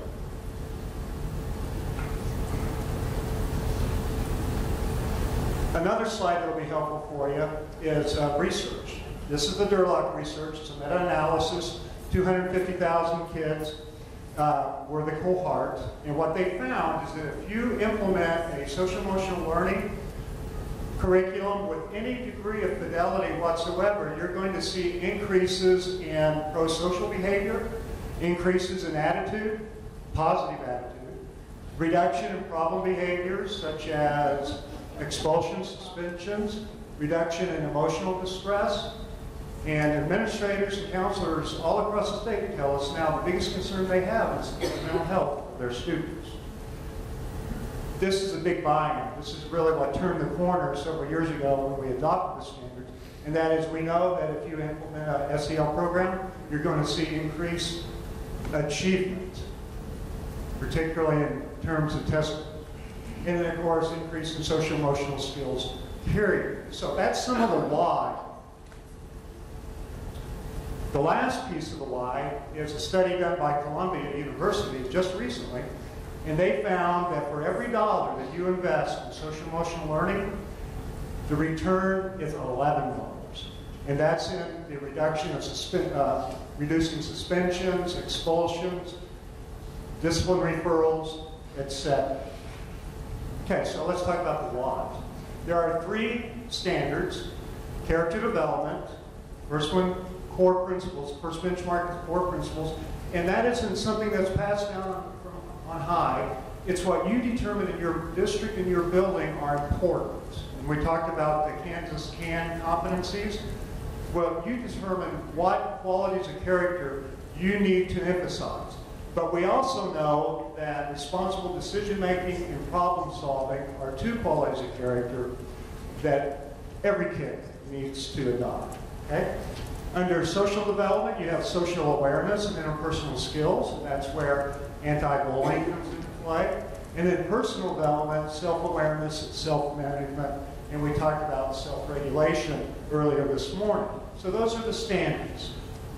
The board goal for social emotional growth is that each student develops the social emotional and character competencies that promote learning and success in life. Don't we want that for all of our kids? And here's the format. We'll take character development. You see the definition at the top, rationale, and then it breaks it down as far as the benchmarks. I want to point out that they're organized based on grade levels, K2, 3, 5, 6, 8, 9, 12. But in the standards, and we brought some hard copies if you want to take one home with you. Also, in the printed version, we put age-appropriate levels as well because of the issue of personalized learning. Some kids are not at grade level, but by inserting that kind of gives you an idea of what's expected at age level as well. But the real key, the real heart of our standards, knowing and doing. Knowing, being aware of what is expected, and then the practice of it. And Don had to leave, but civic engagement is a perfect example of practicing social emotional learning, as well as service learning, and as well as all the activities that all the great activities that your student organizations do. Just some examples. Okay, when we looked at the standards, we decided that these were the things that we needed to address in the revisions. Jason's Law, youth suicide. Every 5.8 days, a Kansas student takes life. That's way too many. Aaron's Law, I'm going to give you some specific examples of that, child sexual abuse. Bullying, school mental health. I want to mention that we now have a school mental health consultant on board. His name is Myron Melton. Myron Melton, M. Melton at KSDE.org. We included ACEs, trauma informed. Kids are cutting themselves. We need to address that. Recovery and resiliency. Melissa is not here today, but her transition to college algebra with growth mindset falls under the social emotional umbrella. Civic engagement, Don talked about that. And then, as you know, the ethical use of technology has been and will continue to be an issue. Okay? All right, let me give you an example of the revisions. The first bold statement, assess lessons learned from the experiences and mistakes while demonstrating the ability to build resilience. We need to have kids understand how to develop resilience. Now, this is under character development, and it's under responsible decision-making and problem solving. Evaluate situations that are safe and unsafe, and how to avoid unsafe practices. Anyone who's had, well, kids, period, but daughters particularly, as they're going through the dating process, we worry as dads and moms about safe and unsafe practices. And then this is the one, and I give credit to Russ Jennings, Representative Russ Jennings from Southwest Kansas, because he was very much an advocate for Aaron's Law. There was a discussion between the state board and the legislature, and this was one of the things that came out of that discussion, embedding it in our standards. I'm going to read it to you. Students recognize consequences of sexual behavior including sexual consent, pregnancy, and the inability of minors to give consent. Now, I've been doing this for 42 years. Never in my wildest dream would I ever have thought that the legislature and the state board would have the courage to address this. And they have. Times, they are changing. And we appreciate the work that Russ Jennings and our state board did in terms of promoting that. All right, now let's talk a little bit more about utility. Because standards are standards, they're nicely bound, but they don't belong on a shelf. What you need to do with standards is utilize them as best you can. These particular standards, because they're attitude and behavior, you can use them as a framework for a needs assessment. Just look at the standards and see what are you doing in this standard, and this standard. Vetting for best practices, curriculum and instruction. When a vendor comes and wants to sell you a curriculum, make sure it's aligned with our state standards. Most are. I'm going to give you a list of just some examples here in a minute. An evaluation at the end of the year. Again, just walk through the standards to see what you're doing, and if what you're doing was the outcome of what you're doing is what you wanted. Okay? Then it's great. It's great for using it as verbiage for IEPs, IPS, employability skills, SIT teams. One of the reasons why we developed them was school sites and social workers were calling me and calling the agency and saying, don't you have a list of behavioral competencies by grade level? And at that time, we did. Now we did. Behavior plans, and then as Jeanette alluded to, KISA. And that's a significant piece of that initiative. Okay? All right, real quick, implementation, just some ideas you can take home with you. Implementation for the standards. Here's some curriculums that are used in the state. Again, be sure that any curriculum that you use or develop aligns with their standards, and that's not hard. It's not hard at all. Just a list, you know, Kansas County competencies on there. The most frequently used curriculum is Steps to Respect and Second Step. But that just gives you a list of some ideas. There are many, many, many out there. Integration alignment. I'm going to focus on the right side of this. Gayla's going to talk here in a minute, and she's been wonderful in collaborating and partnering with our SEL initiatives. FACTS is a wonderful way to implement social-emotional learning. ELA, there are examples of social-emotional, as was alluded to by Sarah. On the web page, I've talked about Melissa Fast and growth mindset. Don isn't here. I've mentioned his name 3 times now. Civic engagement. Randy talked about the Kansas Schools of Character Recognition Program. Next week, the board is going to recognize Nemaha Central and Beloit as 2 national schools of character. Anti-Bullying Awareness Week. Cynthia mentioned that. I've got the logo here in a minute. That's going to be next week, and a lot of schools are gearing up. And it's an opportunity just to highlight what we want kids, how we want kids to behave. Remember, you have to follow that through the rest of the year. Measurement is always an issue. We've developed a toolkit that will help you immensely in determining how you're going to measure social-emotional learning. Remember, that was the original board goal, that social-emotional growth will be measured at the local level. And we're involved with several different national initiatives, one being CASEL, which is a consortium for the social-emotional learning. Okay?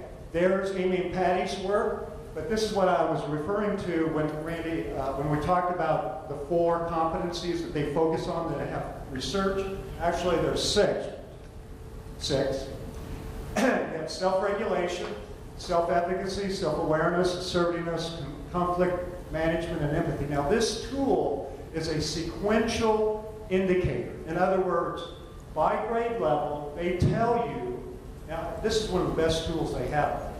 They tell you what indicators there are under each one of those competencies. If I was going to start a curriculum from scratch, this would be a perfect start for a social-emotional learning curriculum. Okay? That's available on the website. Send me an email, and I can send it to you in hard copy. Stacy and Kathleen, I think, are up after Gala. But one of the things that we also have done is that we have integrated social-emotional learning into career and technical education and career advising. Okay? This is a career advising model that our trainers went out across the state with. Know yourself, explore options, make choices, and take action. I think they just finished their second one within a year. Yeah. And I was privileged to be a part of the last one where we embedded SEL, SECD along with the career advising model. Okay? The logo didn't come up, but it is Anti-Bullying Awareness Week next week. We'd appreciate it if you had some activities, some mention of that. Keep that train rolling. Here are our trainers, as well as my contact information. Are there any questions? I have copies of the standards over here. I can also send you a hard copy. One thing that I didn't mention that I'm going to close with is that issue of Aaron's Law and reporting child sexual abuse. We have partnered with Kansas Children's Service League to provide a pamphlet on a guide to reporting child abuse and neglect. And that's a very handy thing to have in this day and age. Okay? Questions? Thank you. Thank you very much. Caleb?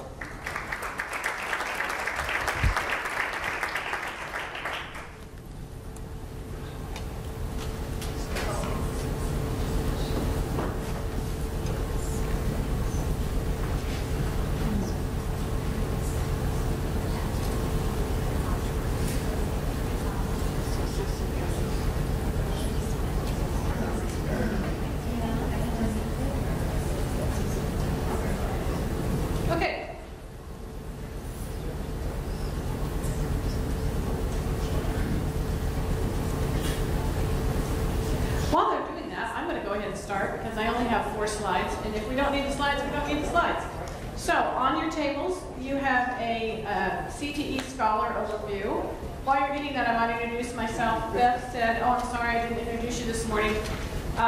Like all of you, I'm juggling a number of things. I had a conference call and 2 other calls to make, so I was in and out in the back of the room. My name is Gayla Randall. I've been with the Department of Education about 9 years, and I work on a number of things, but I am on the career and technical education team and work with the Family Consumer Sciences field, which includes human services, education and training, hospitality and tourism, and now our new fashion apparel and design pathway.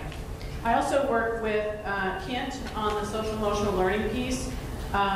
Human services is a direct tie from an industry that links with the social emotional skill set. That's the beginning skill set for that area, so that's why we work so closely. CTE Scholar, we're in our 3rd year of this recognition. We're very excited about it, and it was actually something that developed from the state level Career and Technical Education Advisory Committee. They wanted to recognize outstanding career and technical education students, just like we have outstanding academic students. We know some of our students do very, very well in the CTE fields, but they sometimes are not as well, they don't excel quite as much in the more traditional academic ways. So we wanted to offer additional ways in which they can be recognized. As you see on the overview, there's 7 criteria that a scholar is to meet. These have not changed, just a few of the parameters a little bit have changed. We have it's a senior level status. They are enrolled or have taken 3 or more credits in a CTE area. Their CTE GPA for the courses, just their CTE courses, is 3.5 or higher, and that has to be at least a minimum of 2 course grades that are averaged. Demonstrated leadership or career success skills with a letter that documents that. Demonstration of civic engagement or outstanding community service. That's one of the changes that we added. Civic engagement is the student actually identifying and leading a project to completion where there's been a significant impact to the audience in which was the focus of the project. Or if students are not at that point where they're able to apply their leadership skills in that manner, they can have an exceptional, show exceptional skills in a successful way in community service work, and that's over 4 years. This is not looked at as something that's achieved a senior year. So there is an application or submission form that that's available on the KSDE website, as well as electronic version of this handout. Go to the CTE webpage. On the main webpage, scroll to the bottom. You'll see a boxed area that says current happenings or new initiatives or something like that. And that's where you'll find both of these documents. In addition, you'll see at the end of the submission form a sample community service record form that you might use, where the student would take the form to whoever the adult is overseeing the community service. The student would write down what they did, how many hours, and then the adult in charge would initial or sign it. Then you can keep this on record somewhere for them. So then in their senior year, they have it all together. The sixth item is a workplace experience. 80 hours in a work-like experience. It can be a simulation in the classroom, or it can be out in an industry. And there's also a sample work log provided, but it's the same thing. Awesome, thank you. But it's the same thing as what you'd find in the PLE toolkit or some of the other work log forms that you're using. That would be fine too. This is not the presidential CT Scholar. That is actually at the federal level. That's different. This is just at Kansas level. We have no limit on how many students. We plan as if we have 500. The last 2 years, we've only had about 50. We'd like to see that increase. These particular students have applications or the submission forms that need to be submitted by March 1st. Talked about those things. The submission of the sending of the submission form to KSDE is really only accepted in 2 ways.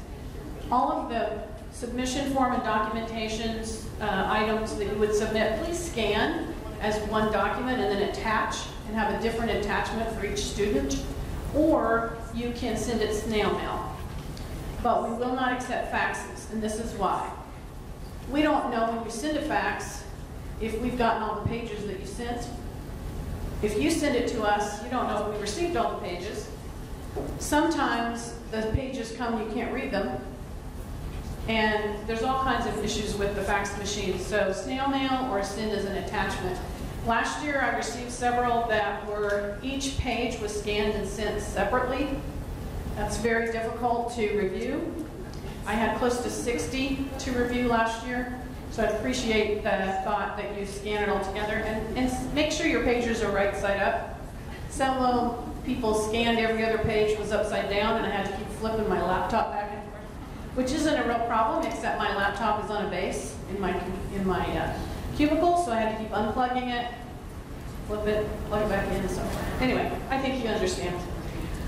What they will receive is a commemorative pin, which you'll see at the top corner here. Happens to be in color, but it's a pretty nice metal pin that's commemorative. They'll get a signed certificate from the with the commissioner's signature.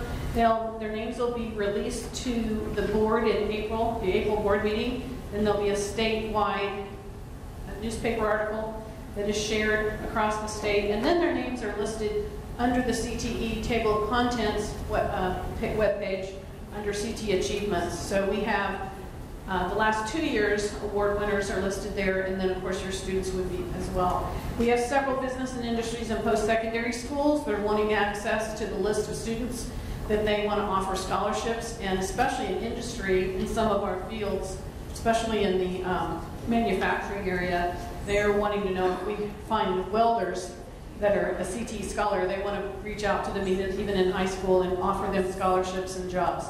The issue is we haven't had a whole lot of welders completing that, so it hasn't been real successful. So we're planning to grow this. How many in here have had CT scholars at your school? Anybody? A few? We understand that the students really do value this. We're hoping that we can increase our numbers.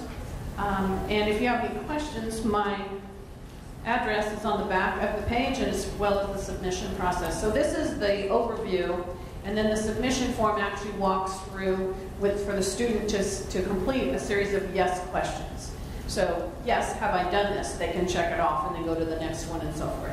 So they can start now and make sure they're submitted by March 1st. And I'm not going to ask questions because it's time for us to move forward and be able to go home. So my address is in the back. You can just email me questions and I'll just respond that way. Thank you.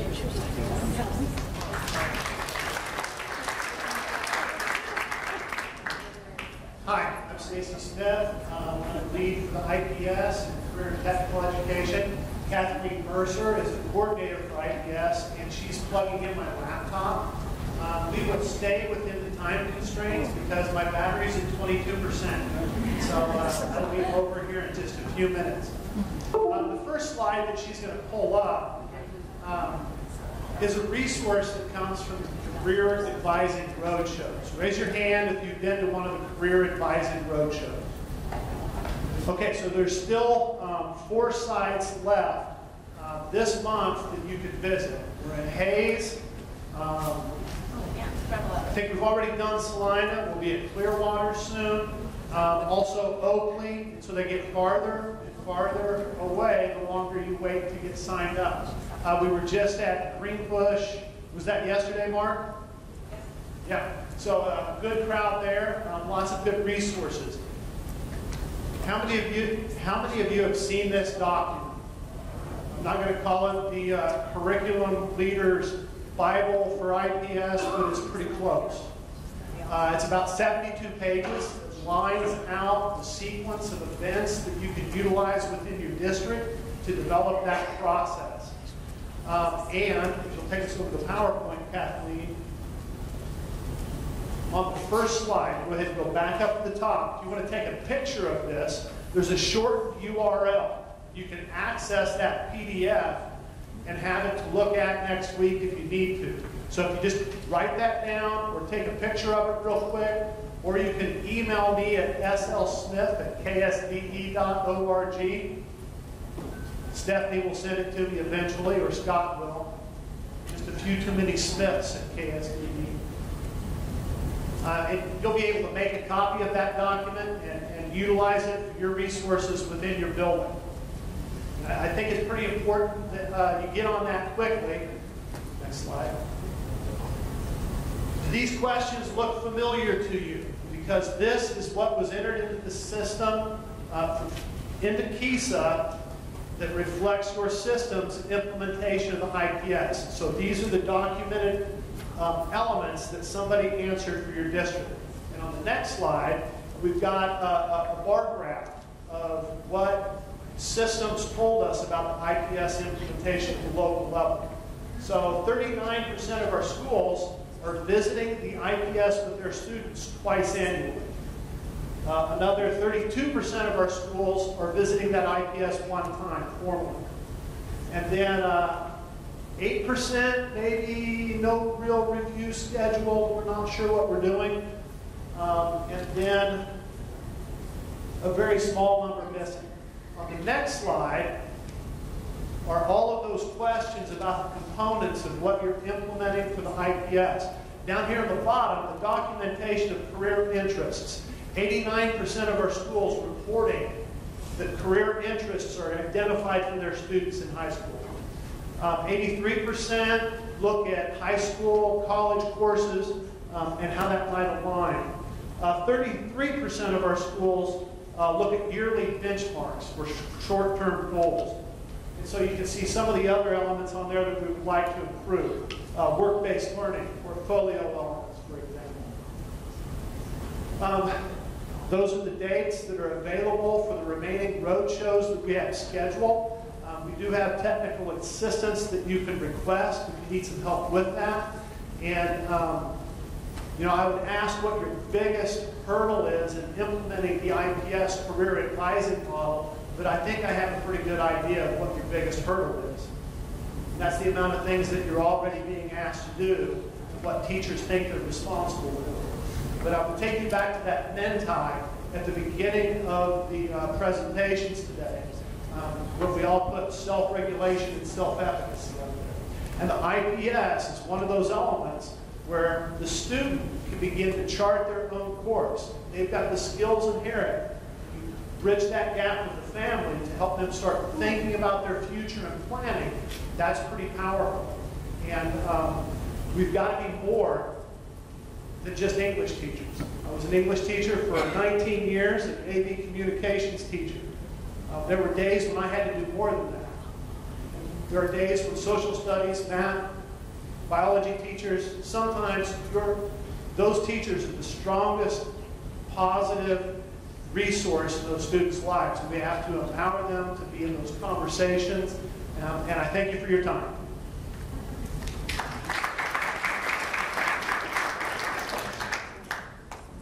Okay, when I grab the mic, that means you're done getting all the valuable stuff. So, we don't meet for a while again, but I don't want you to leave with any unanswered questions. Anything on your mind, anything you need, anything, including, are there things that you want us to be able to do when you come here that you think is missing? Topics?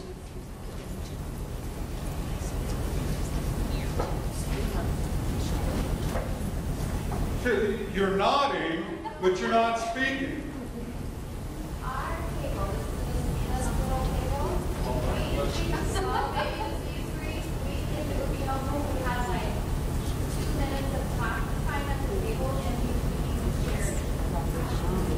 A little bit of talk time, discussion time, because you get a lot of la, and not a lot of. Okay, so we'll try to. Tierney, you write this down? Or you're right here? That's a grocery list. Okay, Tierney's writing it down. Awesome. Good idea. Maybe try to take a few minutes in between each one for you guys to discuss. Other thoughts, questions?